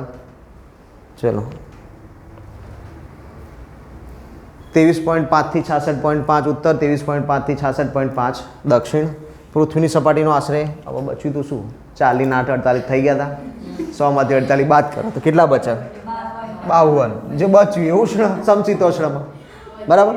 જે બચ્યું એ સમશીતોષ્ણ. વાતાવરણ કેવું હોય? ખુશનુમા હોય. વધારે ઠંડી ના હોય ને વધારે ગરમી ના હોય. ડન. આપણે એવું જ છે. બરાબર. ગરમીમાં સુતરાઉ કપડાં પહેરીએ, ઠંડી આવે કે લાવો સ્વેટર.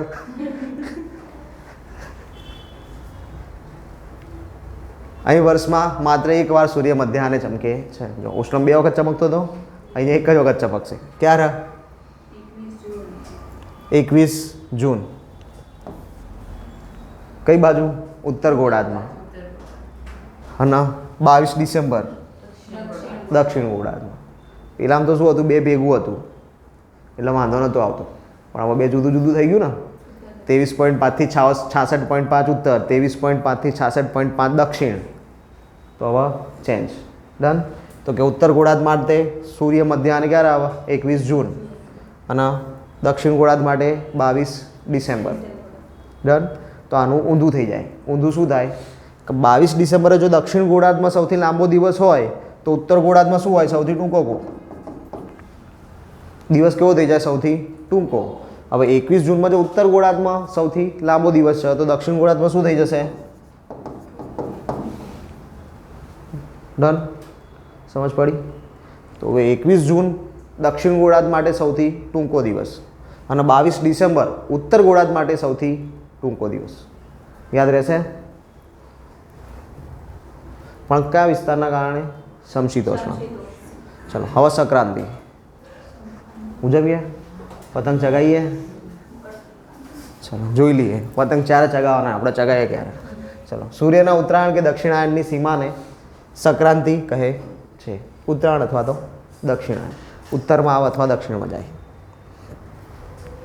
કર્ક સંક્રાંતિ 21 જૂને સૂર્ય કર્ક રેખા ઉપર લંબવત હોય છે, એટલે કે 90 ડિગ્રી એક્ઝેક્ટ માથે. તેને કર્ક સંક્રાંતિ કહે છે. આ સમયે શું થાય તો કે ઉત્તર ગોળાર્ધમાં સૌથી મોટો દિવસ અનુભવાય. 21 જૂન સૌથી લાંબો દિવસ ક્યારે હતો આપણી જોડે? 21 જૂને. કારણ શું છે? કર્ક સંક્રાંતિ. સૂર્ય એક્ઝેક્ટ માથા ઉપર છે. કર્ક સંક્રાંતિ એટલે કર્કવૃત એમ. સૂર્ય એક્ઝેક્ટ માથા ઉપર ક્યાં? કર્કવૃત ઉપર 23.5 ઉપર. ડન. આ કર્ક રાશિ ને મકર રાશિમાં ના જતા પાછા. ચલો, દક્ષિણ ગોળાર્ધમાં સૌથી લાંબી રાત્રિ એટલે સૌથી નાનો દિવસ થઈ ગયો, સૌથી ટૂંકો દિવસ થઈ ગયો. ચલો, મકર સંક્રાંતિ 22 ડિસેમ્બર આગળ જોઈ ગયા. મકર રેખા ઉપર સૂર્ય લંબવત એક્ઝેક્ટ માથા ઉપર. તો ઉત્તર ગોળાર્ધમાં સૌથી લાંબી રાત્રિ, દક્ષિણ ગોળાર્ધમાં સૌથી લાંબો દિવસ. એટલે કે ઉત્તર ગોળાર્ધમાં દિવસ કેવો રહેશે? ટૂંકો. થઈ ગયું? એટલે મકર સંક્રાંતિ ક્યારે મનાવવાની હોય? આપણે ક્યારે મનાવીએ? 14 જાન્યુઆરી. પછી કે અમને લાભ નહીં થતો, લાભ નહીં થતો. ક્યાંથી થાય ભાઈ? પણ ચાલો પૃથ્વીની ગતિની વાત કરીએ હવે. પૃથ્વી 2 ગતિ કરે. જો ઇંગ્લિશમાં લખીને આપ્યું, રિવોલ્યુશન, રોટેશન. રોટેશન એટલે ધરીભ્રમણ, રિવોલ્યુશન એટલે પરિક્રમણ અથવા તો ધરીક્રમણ. આ પરિભ્રમણ બી કહેવાય, ધરીભ્રમણ બી કહેવાય. આ પરિક્રમણ બી કહેવાય, ધરીક્રમણ બી કહેવાય. ડન? હા, એટલે મારે 2 કહેવાનું, તમારે એક જ યાદ રાખવાનું. હા, તમારે કોઈ એક યાદ રાખવાનું, 2 યાદ નહીં રાખવાનું કે પરીક્ષામાં પ્રોબ્લેમ. અને તો એ ના થાય એટલા માટે આપણે તો કીધું જ છે ને. પરિક્રમણ એટલે પરિક્રમા. પરિક્રમા કેવી રીતે થાય? આપણે પરિક્રમા કરીએ શું? ફરીએ ને, તો બસ એ પરિક્રમણ. તો કે પૃથ્વી સૂર્યની ફરતે ફરે અને પરિક્રમણ કહેવાય. અને પરિભ્રમણ એટલે ભમેડો. ભમેડો ફેરવે, એક જગ્યાએ ફરતો રહે ને, એક જગ્યા ઉપર ફરતા ફરીએ, એને શું કહેવાય? પરિભ્રમણ. એટલે પૃથ્વી પોતાની ધરી ઉપર ફરતી રહે એને શું કહેવાય? પરિભ્રમણ. 2 પરિક્રમણ, પરિભ્રમણ. પરિભ્રમણ એટલે પોતાના અક્ષ પર રહી ફરવું. ભમાડો બધાની વાત કરી. પૃથ્વી ચંદ્ર 2 આપ્યા. આ પૃથ્વી જો જગ્યા બદલાય બિચારીની, એકની એક જગ્યા ઉપર જ ફરફર કરે. ચંદ્ર એકની એક જગ્યા ઉપર ફરફર કરશે, તો એને શું કહેવાશે? પરિભ્રમણ. પરિભ્રમણ ના કહેવું હોય તો બીજું શું કહી શકાય? ધરીભ્રમણ. ડન? ઇંગ્લિશમાં શું કહેવાય? રોટેશન.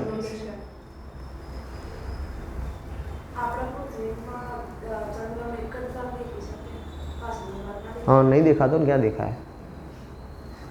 એક જ ભાગ દેખાય, કેમ કે બિચારાનો ફરવાનો ટાઈમ ને ધરીભ્રમણનો ટાઈમ ને પરિક્રમણ ટાઈમ 2 એક જ છે. 29.9 દિવસ, સોરી 5, 29.5.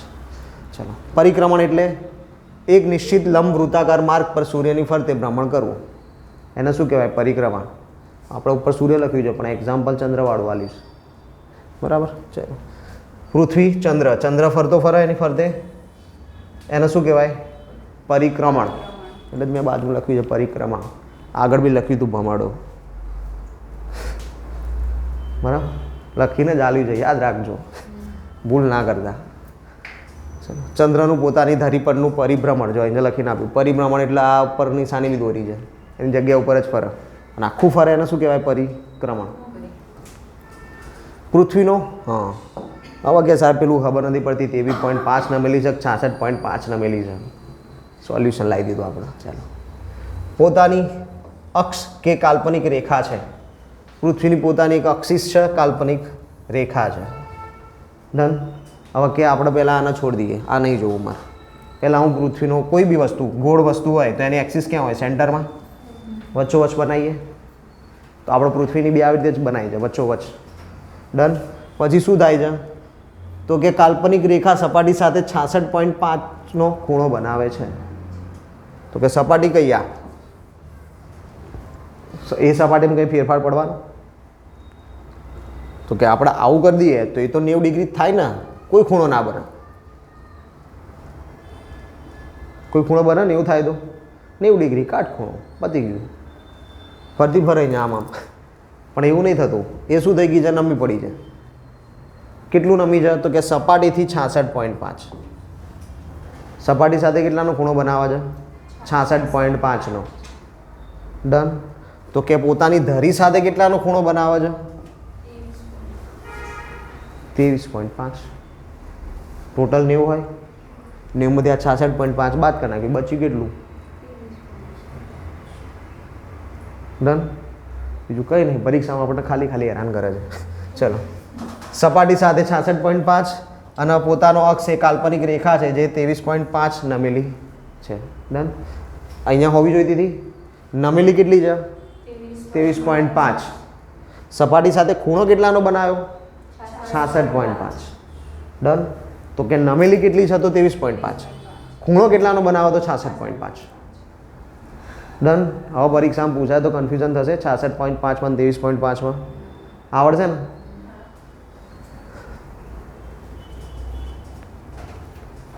હા, કક્ષા દ્વારા બનાવેલ સમતલને કક્ષીય સમતલ કહેવાય. કક્ષા જે સમતલ બનાવજે એને કક્ષીય સમતલ કહેવાય. હવે કક્ષાનું પોછાનું પાછું સમતલ હોય ને, આ તો રેગ્યુલર થયું. કક્ષાથી બી સેન્ટર ગણવાનું પાછું, બાજુ એ કક્ષીય સમતલ એ વસ્તુ આખી અલગ છે, આપણા ભણવામાં આવતી નથી, કામની નહીં, આપણા માટે પરીક્ષામાં નહીં પૂછતા. પૃથ્વી ગોળાકાર છે જેથી તેના અડધા ભાગ પર જ સૂર્યનો પ્રકાશ પડે છે. પૃથ્વી ગોળાકાર એટલે એક સમયે ખાલી અડધો જ ભાગ સૂર્યપ્રકાશ ભોગવા, બીજા અડધા ભાગમાં સૂર્યપ્રકાશ હોતો નથી.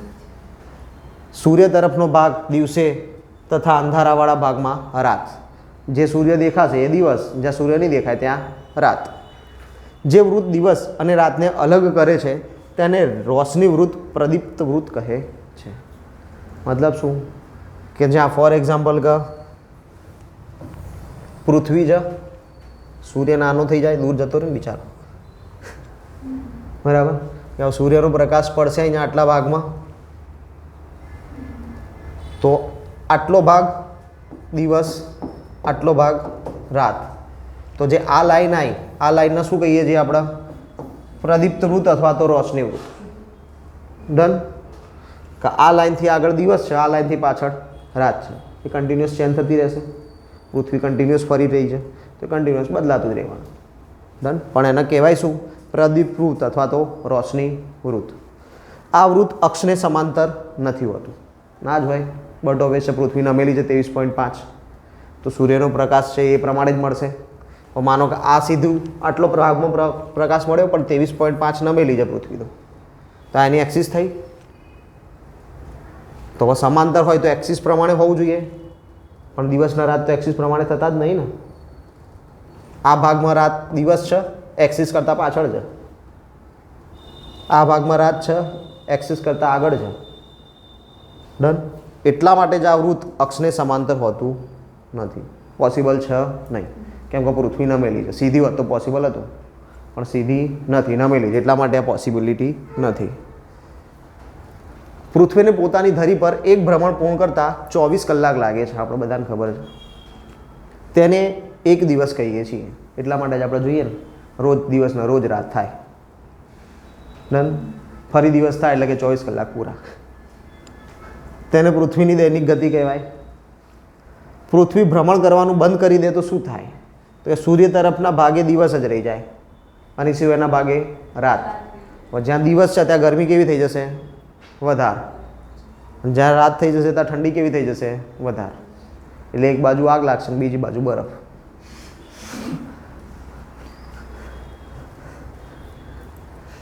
જો આ નમણ આવ્યું, હમણાં કીધું હતું વૃત્ત આ રહ્યું. જો આટલા ભાગમાં દિવસ છે, આટલા ભાગમાં રાત છે, આ એની એક્સિસ છે.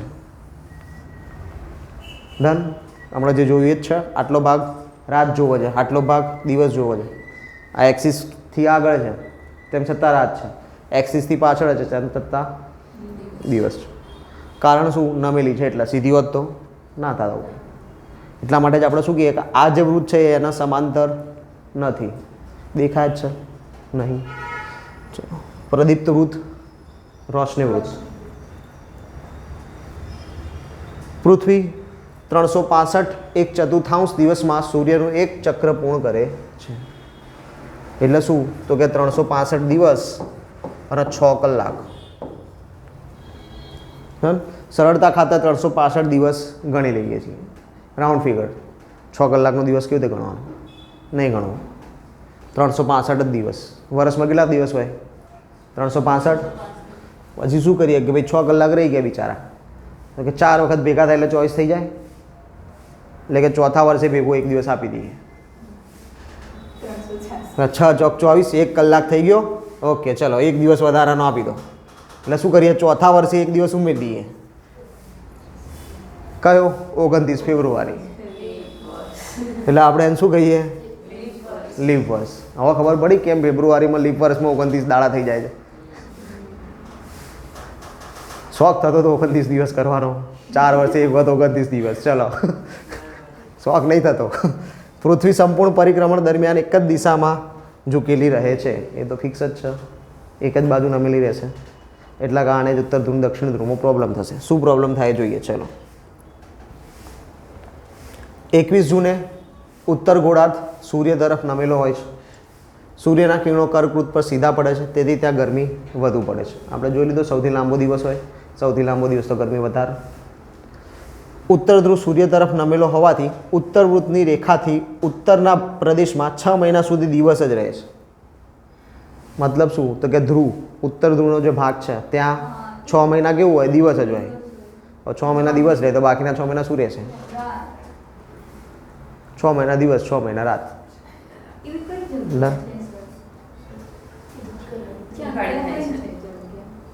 ઉત્તર ધ્રુવ, ઉત્તર ધ્રુવ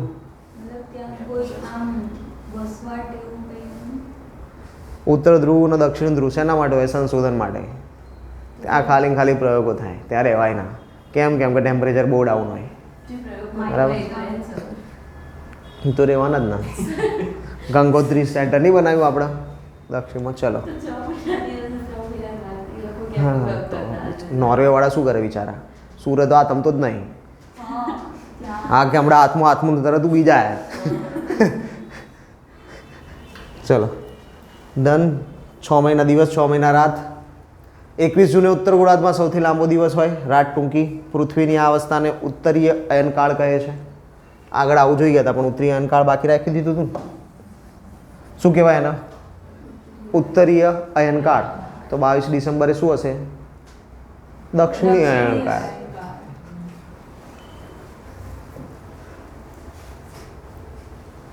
ડિસેમ્બર દક્ષિણ ધ્રુવ સૂર્ય તરફ નમેલો હોય, મકર વૃત્ત પર સીધા કિરણો પડે, તેથી દક્ષિણ ગોળાર્ધમાં ગરમીની ઋતુ હોય. આથી દક્ષિણ ગોળાર્ધમાં લાંબો દિવસ ને ટૂંકી રાત્રિ. એ જ દક્ષિણ અયનકાળ. 21 માર્ચ 23 સપ્ટેમ્બર સરખા દિવસ, સરખી રાત્રિઓ. Exact centre. સીધા કિરણો પડે, તેથી બંને ગોળાર્ધમાં દિવસ અને રાતની લંબાઈ સરખી. એને આપણે શું કહીએ? વિષુવ, ઇક્વિનોક્સ. 23 સપ્ટેમ્બરે જ્યારે ઉત્તર ગોળાર્ધમાં શરદ ઋતુ હોય ત્યારે દક્ષિણ ગોળાર્ધમાં કયું હોય? વસંત. શરદ અને વસંત, આ 6 ઋતુઓ બી આપણે કરશું, યાદ કરાવજો. 21 માર્ચે સ્થિતિ તેનાથી વિપરીત હોય, ઊંધું થઈ જાય. વસંત ઉપર આવી જાય, શરદ નીચે જતી રહે. આ પરથી એ સ્પષ્ટ થાય છે કે પૃથ્વીના પરિક્રમણ અને પરિધરી ભ્રમણના કારણથી દિવસ તથા રાત અને ઋતુઓમાં પરિવર્તન જોવા મળે. ડન. ઋતુ પરિવર્તન કેમ થાય? દિવસ રાત કેમ થાય? ધરીભ્રમણ અને પરિક્રમણ એના કારણે થાય. જો ના કરે તો કંઈ પ્રોબ્લેમ જ ના હોત ને. આપણે વાત જ નહીં, આપણે છીએ એટલે બધો પ્રોબ્લેમ છે. ચલો, આવી ગયું બધું તમને બતાવી દીધા. બધા 12 મહિના આપી દીધા. સૂર્યની પૃથ્વીની ફરતેનો ભાગ બતાવી દીધો બધો. ડન. જો 6 મહિના દિવસ, 6 મહિના રાત દેખાશે હવે. ચલો, અહીંયાથી ચાલુ કરીએ. ક્યાં ગયું જાન્યુઆરી? ક્યાં ગયું? ચાલો હારી. જો ઉત્તર ધ્રુવ આખું પ્રકાશમાન છે. આપણે પોઈન્ટ ક્યાંને પકડીશું? આ ભાગને પકડીએ. ચલો, જાન્યુઆરીમાં દિવસ જ છે, રાત થઈ જ નહીં. ફેબ્રુઆરીમાં દિવસ જ છે, રાત થઈ જ નહીં. માર્ચમાં દિવસ જ છે, રાત થઈ જ નહીં. એપ્રિલ દિવસ. મેમાં અડધો દિવસ અડધી રાત્રિ. પછી કે જૂનમાંથી ચાલુ થઈ ગયું, પણ પછી સામે અહીંયા ડિસેમ્બરમાં નવેમ્બરમાં થઈ ગયું 6 મહિના દિવસ, 6 મહિના રાત. 6 મહિના સુધી દિવસમાં રહ્યો, હવે 6 મહિના અંધારામાં જતું રહ્યું. ડન. 6 મહિના દિવસ, 6 મહિના રાત. 6 મહિના સુધી સૂર્ય ના દેખાય, 6 મહિના સુધી સૂર્ય જાય જ નહીં. આ બધું તમને પેલું આપ્યું છે જો. 21 જૂન લાંબો દિવસ દક્ષિણાયન, 22 ડિસેમ્બર ટૂંકો દિવસ ઉત્તરાયણ. દિવસ અને રાત સરખા 21 માર્ચ મહિનો, 22 સપ્ટેમ્બર 23 સપ્ટેમ્બર દિવસ રાત સરખા.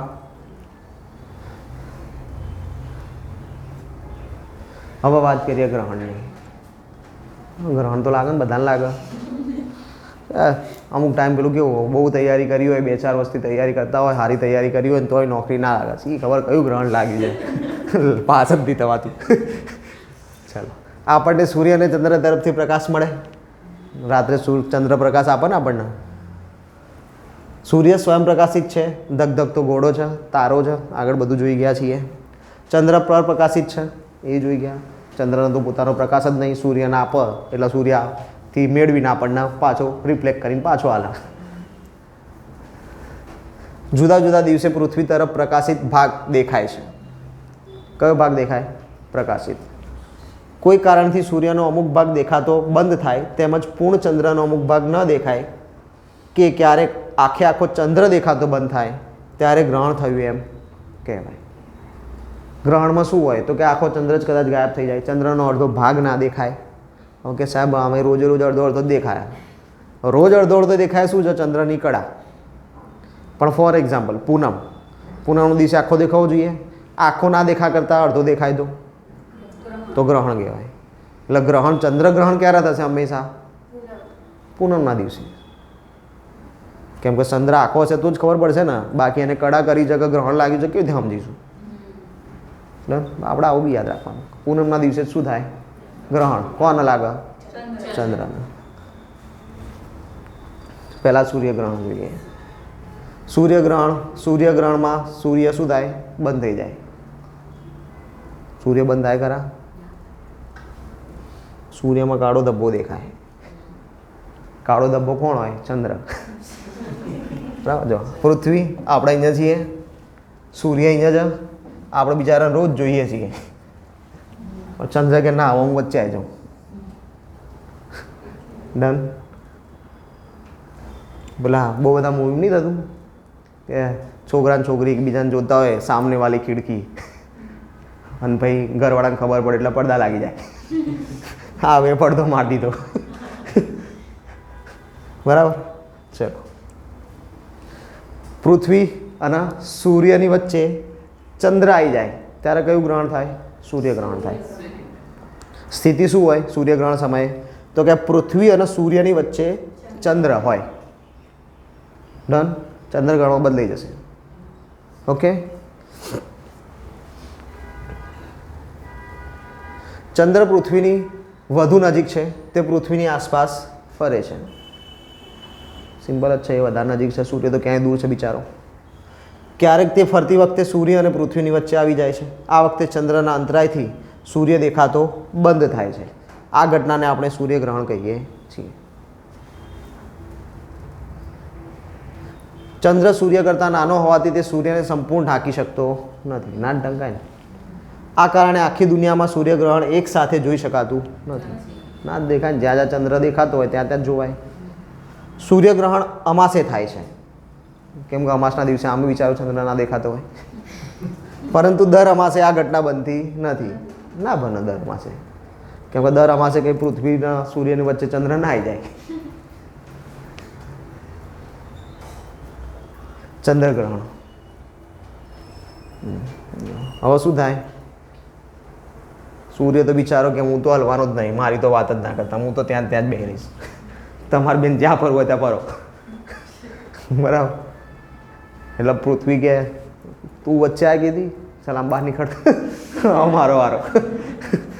બરાબર. હવે શું થશે? પૃથ્વી વચ્ચે, ચંદ્ર અને સૂર્યની વચ્ચે શું આવી જાય? પૃથ્વી. તો શું થાય?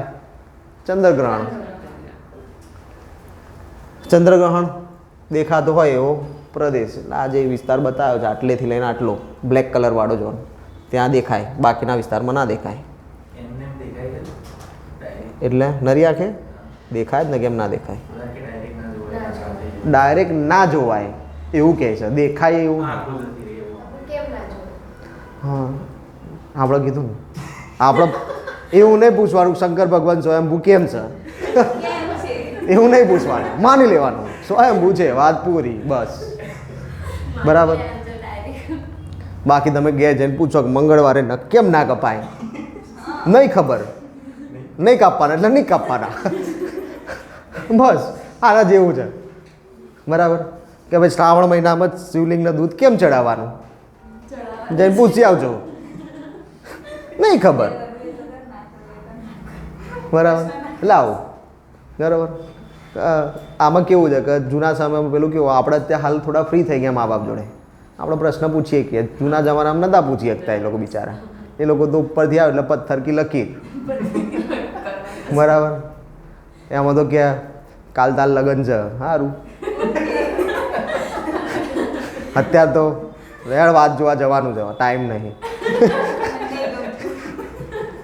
બદલાઈ ગયું, સિચ્યુએશન ચેન્જ.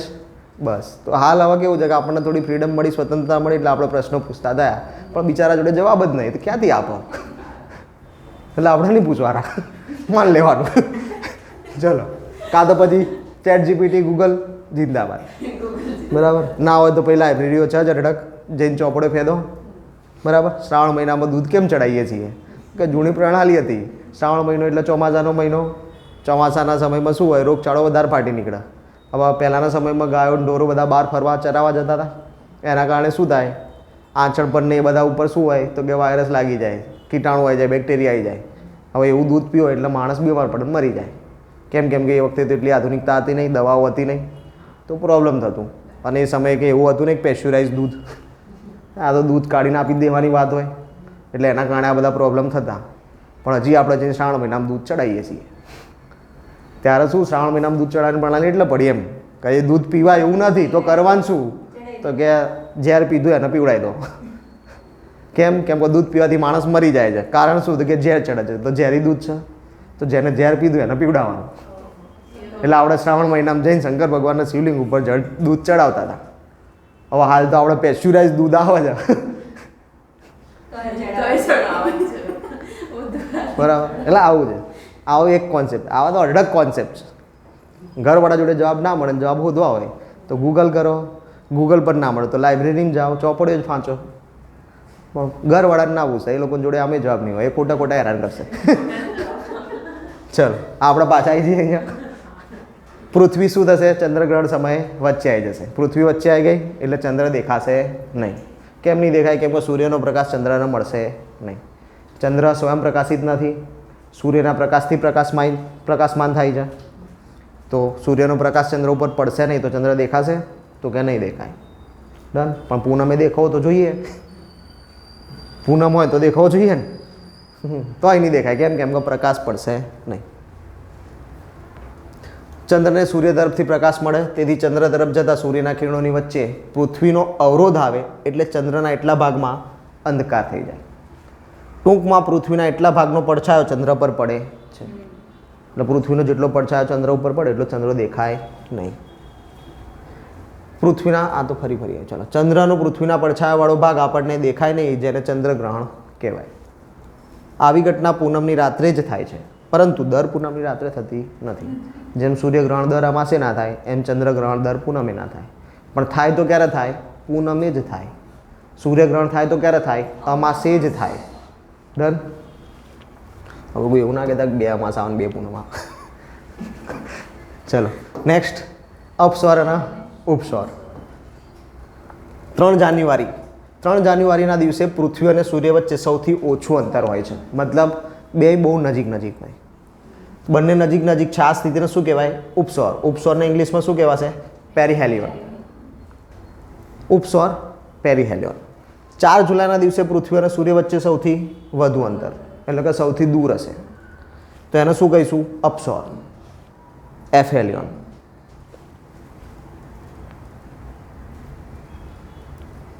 આ રે ઘટના. ડન. પ્રીહેલિયોન કયા મહિનામાં થાય? જાન્યુઆરી મહિના. મતલબ શું કે સૌથી નજીક ક્યારે આવે છે? જાન્યુઆરી. સૌથી દૂર જુલાઈમાં. એટલે હાલ સૌથી દૂર આપણે સૌથી દૂર છીએ. ડન. 3 જાન્યુઆરી 4 જુલાઈ. ડન. હા, શું હતો પ્રશ્ન? સૌથી નજીક હોય તો ગરમી એટલી બધી કેમ નહીં લાગતી? એમ વાતાવરણ ડિપેન્ડ્સ, એટમોસ્ફિયર. એ વાતાવરણ ભણીશું ત્યારે જ ખબર પડશે. હવામાન, વાતાવરણ આ બધું ઇમ્પેક્ટ કરે છે. ડન. હમણાં જ કીધું ને કે ચોમાસાનો સમય છે તોય રાત્રે 7 વાગે તો અજવાળું હોય છે. એ બધું તમને હવામાન, વાતાવરણ, એટમોસ્ફિયર સમજાવશે કે કેમ એવું થાય. સૂર્યના કિરણો પાછા જતા કેમ નથી? પાછા નહીં જતા તો પ્રકાશ આપશે. ચલો. અપભૂ સ્થિતિ અને ઉપભૂ સ્થિતિ. ઉપસ્વર અપસ્વર આવડી ગયું ને? ઉપસ્વર એટલે શું? ભેગું હોય એનો ઉપસ્વર કહેવાય. અપસ્વર એટલે દૂર, દૂર હોય એટલે અપસ્વર કહેવાય. ચલો. એમ અપભૂ સ્થિતિ દૂર, ઉપભૂ સ્થિતિ નજીક. ચલો જોઈ લઈએ. જ્યારે પૃથ્વી અને ચંદ્ર વચ્ચે સૌથી વધુ અંતર હોય ત્યારે અપભૂ સ્થિતિ, અને સૌથી ઓછું અંતર હોય ત્યારે ઉપભૂ સ્થિતિ. ડન. તો સૂર્ય અને પૃથ્વીની વાત થાય તો શું આવે? ઉપસ્વર અપસ્વર. પાછળ સ્વર લગાવેલું આવી ગયું એટલે સૂર્ય. ડન. પણ અપભૂ સ્થિતિ, ઉપભૂ સ્થિતિ તો પૃથ્વી અને ચંદ્ર. ડન. આમાં અપ અને ઉપ આ યાદ રાખવાનું. અપ એટલે શું? દૂર. ઉપ એટલે શું? નજીક. જે આવે એ બેમાં લાગુ પડે. કન્ડિશન આપી દીધી સૂર્યની, ચંદ્રની. સૌથી નજીક, સૌથી દૂર. આમાં દિવસ યાદ રાખવાની જરૂર નથી, ક્યારે થાય એવું. ડન. હવે ઋતુચક્ર. ડન. હમણાં જોયું હતું કે પૃથ્વી ફરતી બંધ થઈ જાય શું થઈ જાય? એક બાજુ દિવસ થઈ જાય ને એક બાજુ રાત થઈ જાય. તો એક બાજુ ગરમી, એક બાજુ ઠંડી. પણ એવું થતું નથી. એના કારણે શું થાય? પૃથ્વી ફરે છે. પૃથ્વી ફરે છે એના કારણે શું જોવા મળે? કે ઋતુચક્ર. ધરીભ્રમણ અને પરિક્રમા બંનેના કારણે આપણને શું મળે છે? ઋતુ. ઋતુચક્રની વાત કરીએ. હવામાન ખાતા દ્વારા ભારતની મુખ્ય કેટલી ઋતુઓ જાહેર કરેલી છે? 4. સાહેબ અમે તો 3 જ કરીએ છીએ. ઉનાળો, ચોમાસું. ટોટલ કેટલી છે? 4. ચલો. વસંત, શિશિર એ 6. એક આગળ કરીશું. ચલો. ડિસેમ્બરથી ફેબ્રુઆરી 3 મહિના. ડિસેમ્બર, જાન્યુઆરીના ફેબ્રુઆરી 3 મહિના શું હોય? શિયાળો, ઠંડી. થઈ ગયા. હજી તો નવેમ્બર આવ્યો નહીં, ઠંડી ચાલુ થઈ ગઈ. પણ નવેમ્બરમાં ઠંડી ના જ હોય, શિયાળો છે જ નહીં. બરાબર. ચલો. માર્ચથી મે શું હોય? ઉનાળો. પછી કે આ વખતે તો વરસાદ વહેલો આવી ગયો. જૂન મહિનો ચાલુ થયો ને વરસાદ ચાલુ થઈ ગયો. હવે જૂનનો ટાઈમ વરસાદનો જ છે. મેમાં ગરમી જતી જ રહી.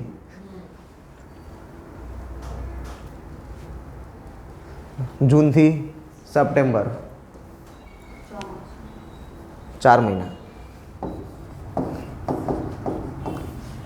જૂન, જુલાઈ, ઓગસ્ટ અને સપ્ટેમ્બર 4 મહિના. 4 મહિના શું હોય? ચોમાસું. આવે છે કેટલા મહિના? 2 જ મહિના. જુલાઈમાં અને ઓગસ્ટમાં વરસાદ મળે, એના પછી ગાયબ. બરાબર. એનું કારણ કોણ? આપણે. ચલો. ઓક્ટોબરથી નવેમ્બર પાછા ફરતા મોસમી પવનો. એટલે શું થાય? શરદ ઋતુ. નન કુસુમમાં વાતાવરણ. આપણને શું અનુભવાય? ગરમી. કે વરસાદ પૂરો થયો નહીં, ઠંડી આવતી નહીં, ગરમી પડે છે. Global warming. ચલો. ડન છે. 4 યાદ રહેશે. શિયાળો ડિસેમ્બર, જાન્યુઆરી, ફેબ્રુઆરી. ઉનાળો માર્ચ, એપ્રિલ, મે. ચોમાસું જૂન, જુલાઈ, ઓગસ્ટ, સપ્ટેમ્બર. ઓક્ટોબરના નવેમ્બરમાં પાછા ફરતા મોસમી પવન. જે પવન ચોમાસામાં આવ્યા હોય વરસાદ લાવવા માટે એ પાછા જતા રહે. શિયાળો. સ્વેટર પહેરીને દોડવા જવું પડે તો ગરમી આવે શરીરમાં. આમે પોલીસ કોન્સ્ટેબલ અને પીએસઆઈની રનિંગ શિયાળામાં જ કરાવવામાં આવે, દોડવું પડે. ચલો, ઋતુ દરમિયાન સૂર્યના કિરણો ત્રાંસા પડે છે, પરિણામે ઉત્તર ભારતનું તાપમાન નીચું રહે છે. દક્ષિણ ભારતનું ઉષ્ણ ઝોન છે ભાઈ, બરાબર. તો ઉષ્ણકટિબંધમાં આવે ને, એમાં ખાસ ફરક આવતો નથી. સૌથી વધુ ઠંડી કયા મહિનામાં પડે? ડન છે. આપણને ખબર છે કે જેવી ઉત્તરાયણ નજીક આવવા માંડે એવા સ્વેટરો બહાર આવી જાય. તાપમાન 3 થી 12 ડિગ્રી સેન્ટીગ્રેડ. ઉત્તર ભારતની વાત કરી રહ્યા છીએ, ગુજરાતની વાત નહીં થઈ રહી. કચ્છના નલિયા વિસ્તારમાં સૌથી નીચું તાપમાન 3 થી 4 ડિગ્રી સેન્ટીગ્રેડ. એમાંય 2008માં આપણે નોંધેલું છે 0.4 ડિગ્રી સેન્ટીગ્રેડ, બરાબર. ઓલમોસ્ટ બરફ. ડન. તો કયું? કચ્છનું નલિયા રણ વિસ્તાર. ડન. રેતી જલ્દી ગરમ થાય, જલ્દી ઠંડી થાય, ઠંડી વધારે છે. જમીન જલ્દી ગરમ થાય છે અને જલ્દી ઠંડી પડે છે, પણ પાણી ધીમે ધીમે ગરમ થાય છે અને ધીમે ધીમે ઠંડુ પડે છે. એટલા માટે શું થાય, તમે રાત્રે પાણીમાં પડો તો બી એ ઠંડુ ના હોય.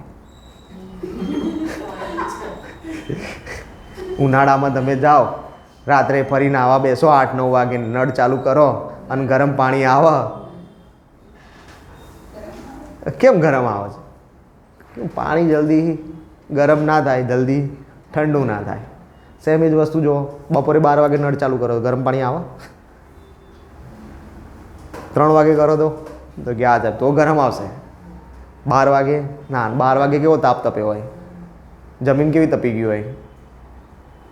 એટલે જમીન જલ્દી ગરમ થાય, જલ્દી ઠંડી થાય, પણ પાણી જલ્દી ગરમ બી ના થાય, જલ્દી ઠંડુ પણ ના થાય.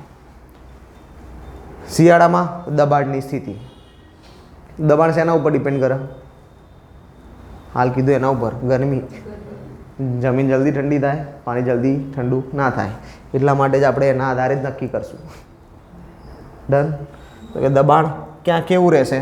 તો કે જમીન ઉપર ભારે દબાણ અને સમુદ્રમાં હલકું દબાણ. શિયાળામાં સ્થિતિ શું હોય? તો કે જમીન ઉપર કેવું પ્રેશર હોય? High pressure. પાણીમાં સમુદ્રમાં કેવું પ્રેશર હોય?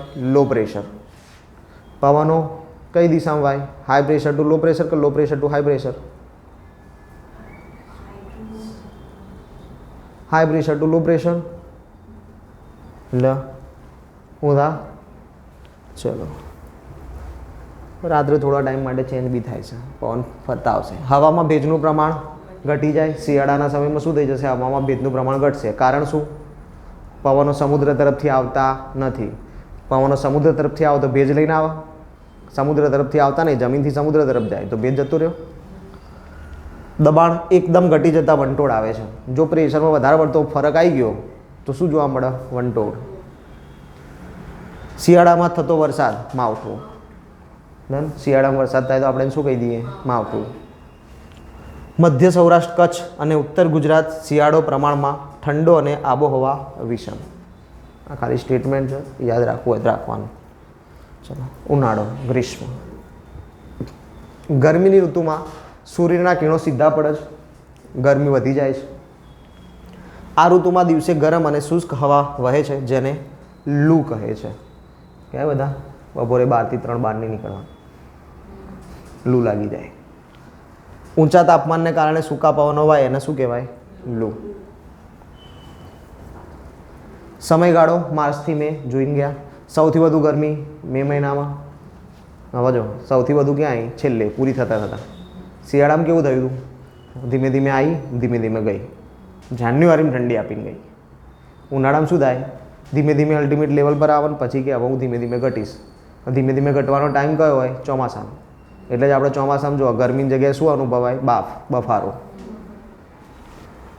તાપમાન 35 ડિગ્રીથી 45.5 ડિગ્રી સેન્ટીગ્રેડ. ઘણી બધી જગ્યાએ 50 સુધી પહોંચવા આવ્યું. હા, આ શિયાળામાં સાવ ઊંધું થઈ ગયું. શિયાળો જ આવી ગયો છે. ડન. અહીંયા શું આવો? ઉનાળો. ડન. સમુદ્રમાં કેવું દબાણ થઈ જાય? ભારે. જમીન પર કેવું થઈ જાય? હલકું. એટલે આવા પવનો ક્યાં વાય? સમુદ્રથી જમીન તરફ. આમાં ટાઈપિંગમાં ખાલી શિયાળાની જગ્યાએ ઉનાળો કરવાનું રહેશે. ચલો. એપ્રિલ માસથી મે માસ દરમિયાન હવામાં ભેજનું પ્રમાણ વધતું જાય છે. એપ્રિલથી મે દરમિયાન ભેજનું પ્રમાણ કેવું થશે? વધશે. કારણ શું? પવનો સમુદ્ર તરફથી આવી રહ્યા છે. સૌથી ઊંચું તાપમાન ડીસા. આપણા ગુજરાતની અંદર સૌથી વધુ તાપમાન ક્યાં અનુભવીએ છીએ? ડીસામાં અનુભવીએ છીએ. હવે 45 ડિગ્રીથી ઉપર જવા માંડે એટલે શું થઈ જાય? ડામરનો રોડ હોય ને પીગળવા માંડે. બરાબર? એટલે એવું ના કહેતા કે સાહેબ એટલે જ આપણે આવા આરસીસીના રોડ બનાવીએ છીએ. આરસીસીના રોડ બનાવવા પાછળ એને કંઈ લેવા દેવા નથી. બરાબર? ચાલો, વર્ષા ઋતુ મોન્સૂન ચાલી રહ્યું છે. બરાબર? આવી તો છત્રી લઈને ફરવાનું તો કે સાહેબ કોણ છત્રી લઈને ફરે? રેનકોટ પહેરતા ને પલળવાનું કે. ચાલો, વરસાદના આવવાનો સમય. પવનો બંગાળાની ખાડી અને અરબ સાગરમાં થઈને ભારતમાં આવે, પોતાની સાથે ભેજ લઈને આવે. ઓલરેડી એપ્રિલથી મે દરમિયાન આપણે ભેજ લાઈન મૂકી રાખ્યો છે અને આ પાછા પોતે વધારે પડતો ભેજ લઈને આવશે. આ પવનો પહાડો સાથે અથડાય ત્યારે વરસાદ આપે. ડન? ભેજ હતો ને ભેજ આવ્યો, આપશે શું? વરસાદ. સમયગાળો જૂનથી સપ્ટેમ્બર. નૈઋત્યના મોસમી પવનો હવામાં ભેજનું પ્રમાણ વધારે છે. વીણા નૈઋત્ય. ચલો, 4 ડાયરેક્શન. વીણા નૈઋત્ય દિશા. નૈઋત્યથી આવતા પવનો શું કરશે? ભેજનું પ્રમાણ વધારશે. પવનની ઝડપ કેટલી થઈ જાય છે? 20 થી 30 કિલોમીટર પ્રતિ કલાક. ડન? કચ્છના માંડવી અને દેવભૂમિ દ્વારકાના લાંબા ખાતે વિન્ડ ફાર્મ સ્થાપ્યા. વિન્ડ ફાર્મ એટલે પવનચક્કી. ડન? તો કે પવનચક્કી સ્થાપવા માટે પવનની ગતિ કેટલી હોવી જરૂરી છે? તો 10 કિલોમીટર પ્રતિ કલાક. 10 કિલોમીટર પ્રતિ કલાકની ઝડપ હોય તો તમે એવા વિસ્તારની અંદર શું કરી શકો? પવનચક્કી સ્થાપી શકો. અહીંયા તો કેટલી મળે છે? 20 થી 30, એટલે સારી ફરશે. વરસાદની શરૂઆત ક્યાંથી થાય? દક્ષિણ ગુજરાતથી. ડાંગ, વલસાડ, નવસારી. સૌથી વધુ વરસાદ જુલાઈ મહિનામાં પડે. હાલ ચાલુ છે ને? રોજ પડે છે. ચલો, 7 થી 10 દિવસ સુધી વરસાદ પડ્યા જ કરે એના ખેડૂતો શું કહે? હેલી, અથવા તો શું કહેવાય? કરડિયું. પૂછાયું હતું પરીક્ષામાં? શું નહોતું પૂછાયું? પીએસઆઈ કોન્સ્ટેબલમાં ના આવ્યું ખરડિયું? ચલો, ગુજરાતમાં વાર્ષિક સરેરાશ વરસાદનું પ્રમાણ કેટલું? 83 સેન્ટીમીટર. 83 સેન્ટીમીટર. સૌરાષ્ટ્રમાં સૌથી વધુ વરસાદ ક્યાં પડે? જૂનાગઢમાં. ગુજરાતમાં ક્યાં પડે? તો દક્ષિણમાં, વલસાડ. ગુજરાતનો સૌથી વધુ વરસાદ ક્યાં? વલસાડ. સૌરાષ્ટ્રનો સૌથી વધુ વરસાદ ક્યાં? જૂનાગઢ. કેટલો પડે છે વલસાડમાં? એવરેજ કેટલી છે? 83ની. પડે છે કેટલો? સેન્ટીમીટર. 40 સેન્ટીમીટર કરતાં ઓછો વરસાદ પડતો હોય એવું કયું? કચ્છ. ડન? હવે કેવું થયું છે કે પ્રમાણ ચેન્જ થયું છે. આ ધીમે ધીમે 21-11થી ઘટી રહ્યું છે અને આ ધીમે ધીમે 40થી વધી રહ્યું છે. ઓકે, આ તો આપણી જોડે કેવા ફિક્સ આ આંકડા ક્યારે બદલાય? આ લાંબા ગાળાના આંકડા હોય. આ બહુ હવામાન જોઈશું એટલે ખબર પડશે. બરાબર? આ લાંબા ગાળાના આંકડા છે એટલે લાંબા ગાળાના આંકડા લાંબા ગાળે જ બદલાય. હાલ હજી આપણે હજી જોઈ રહ્યા છીએ કે હા કન્ટિન્યુઅસલી ધીમે ધીમે એવરી યર વધી રહ્યું છે, પણ એ જ્યારે અલ્ટિમેટ લેવલ પર આવશે ત્યારે આપણે જેમ કહીશું કે ના હવે આવું નહીં, આવું થઈ ગયું. હવે 40 નહીં, હવે 80 છે. હવે 21-11 નહીં, હવે 1800 જ છે. 40 સેન્ટીમીટરથી 60 સેન્ટીમીટર વરસાદ મેળવતો પ્રદેશ બનાસકાંઠા, પાટણ અને સૌરાષ્ટ્રનો અમુક વિસ્તાર, એટલે ઓછો વરસાદ પડ્યો છે. 60થી 80 સૌરાષ્ટ્રમાં અમુક વિસ્તાર, એ સિવાય અમદાવાદ, ખેડા, સાબરકાંઠા, બનાસકાંઠા અને ભાવનગર. ડન? કેટલો વરસાદ પડે? 60 સેન્ટીમીટરથી 80 સેન્ટીમીટર. ડન? એટલા માટે જ આપણે કહીએ ને અમદાવાદમાં તો 100% વરસાદ થઈ ગયો. હા, 2 દિવસ ધોધમાર આવે એટલે આપણું અડધું કામ તો એમ જ પૂરું થઈ જાય. ચલો, 80થી 100 સેન્ટીમીટર સુરત, ભરૂચ, વડોદરા, ખેડા, સાબરકાંઠા, દાહોદ, પંચમહાલ. જો આમાં કેવું જિલ્લા યાદ રાખવાની જરૂર નહીં, એરિયા યાદ રાખો ખાલી. મેપિંગ તો આપણે કરેલું જ છે, તો મેપિંગના આધારે શું કરવાનું? એરિયા ડિફાઇન કરવાનું ખાલી, બસ. 100 સેન્ટીમીટરથી વધુ વરસાદ વલસાડ, ડાંગ, સુરત, ભરૂચ, વડોદરા, બનાસકાંઠા. જો જેમ કે અહીંયા સુરત છે, અહીંયા બી સુરત છે. સુરતનો અમુક વિસ્તાર અપડાઉન રહે. નીચેનો ભાગ છે ત્યાં વધારે વરસાદ હોય, ઉપરનો ભાગ છે ત્યાં ઓછો વરસાદ હોય. આપણે અહીંયા જોઈએ ડન. ક્લાસમાંથી નીકળ્યા તો કે સાહેબ વરસાદ પડે અને ઘેર પહોંચ્યા તો કંઈ નહીં. ક્લાસમાંથી નીકળ્યા તો કે સાહેબ વરસાદ જ નહોતો, ઘેર પહોંચતા પહોંચતા તો પલટી ગયા. ડન. ચાલો. ગુજરાતનું ચેરાપુંજી કપરાડા અને ગુજરાતનું મોન્સીનરમ ધરમપુર. સૌથી વધુ વરસાદ ક્યાં પડે? ચલો. તાલુકો કયો છે? કપરાડા કે ધરમપુર? તાલુકો કયો? ધરમપુર કે કપરાડા? ધરમપુર તાલુકો છે. ડન. ઓકે. તો મોન્સીનરમ શું છે?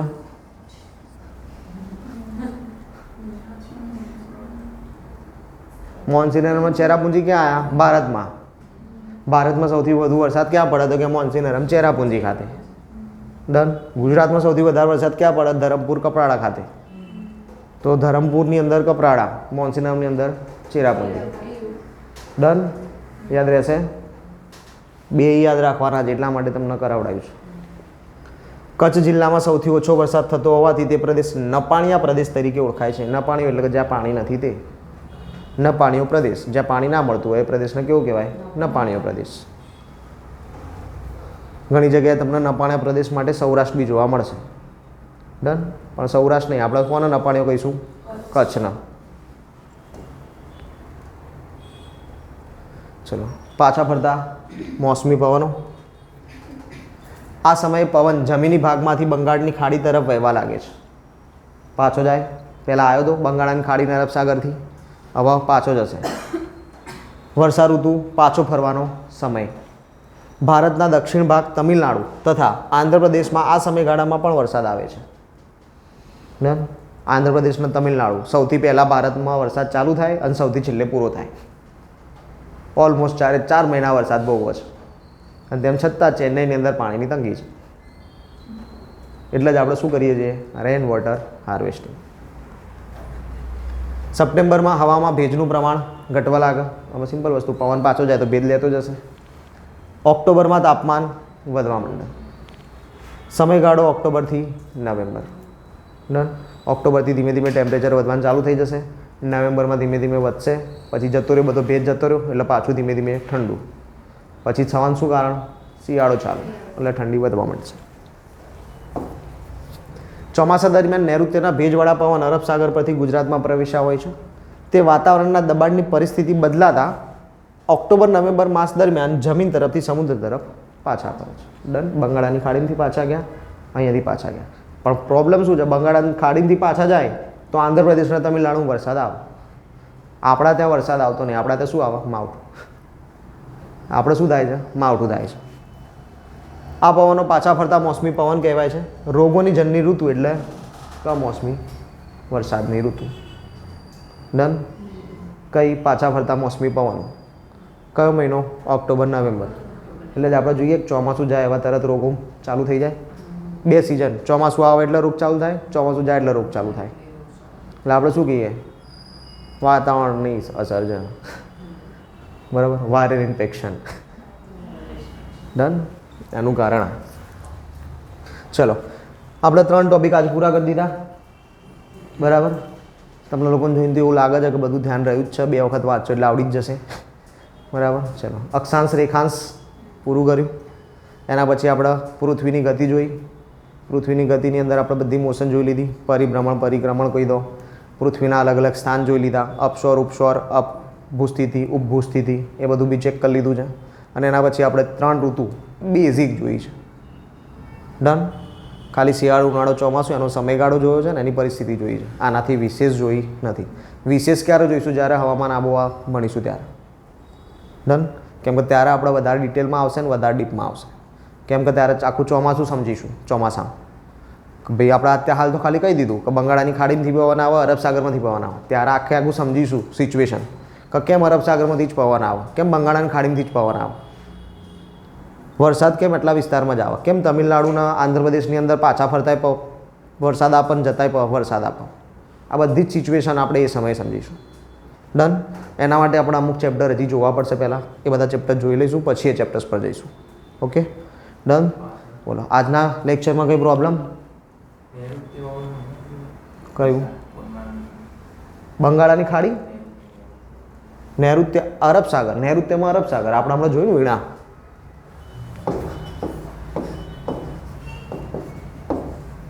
નૈઋત્ય ભારતની અંદર અહીંયા અરબ સાગર, અહીંયા બંગાળાની ખાડી.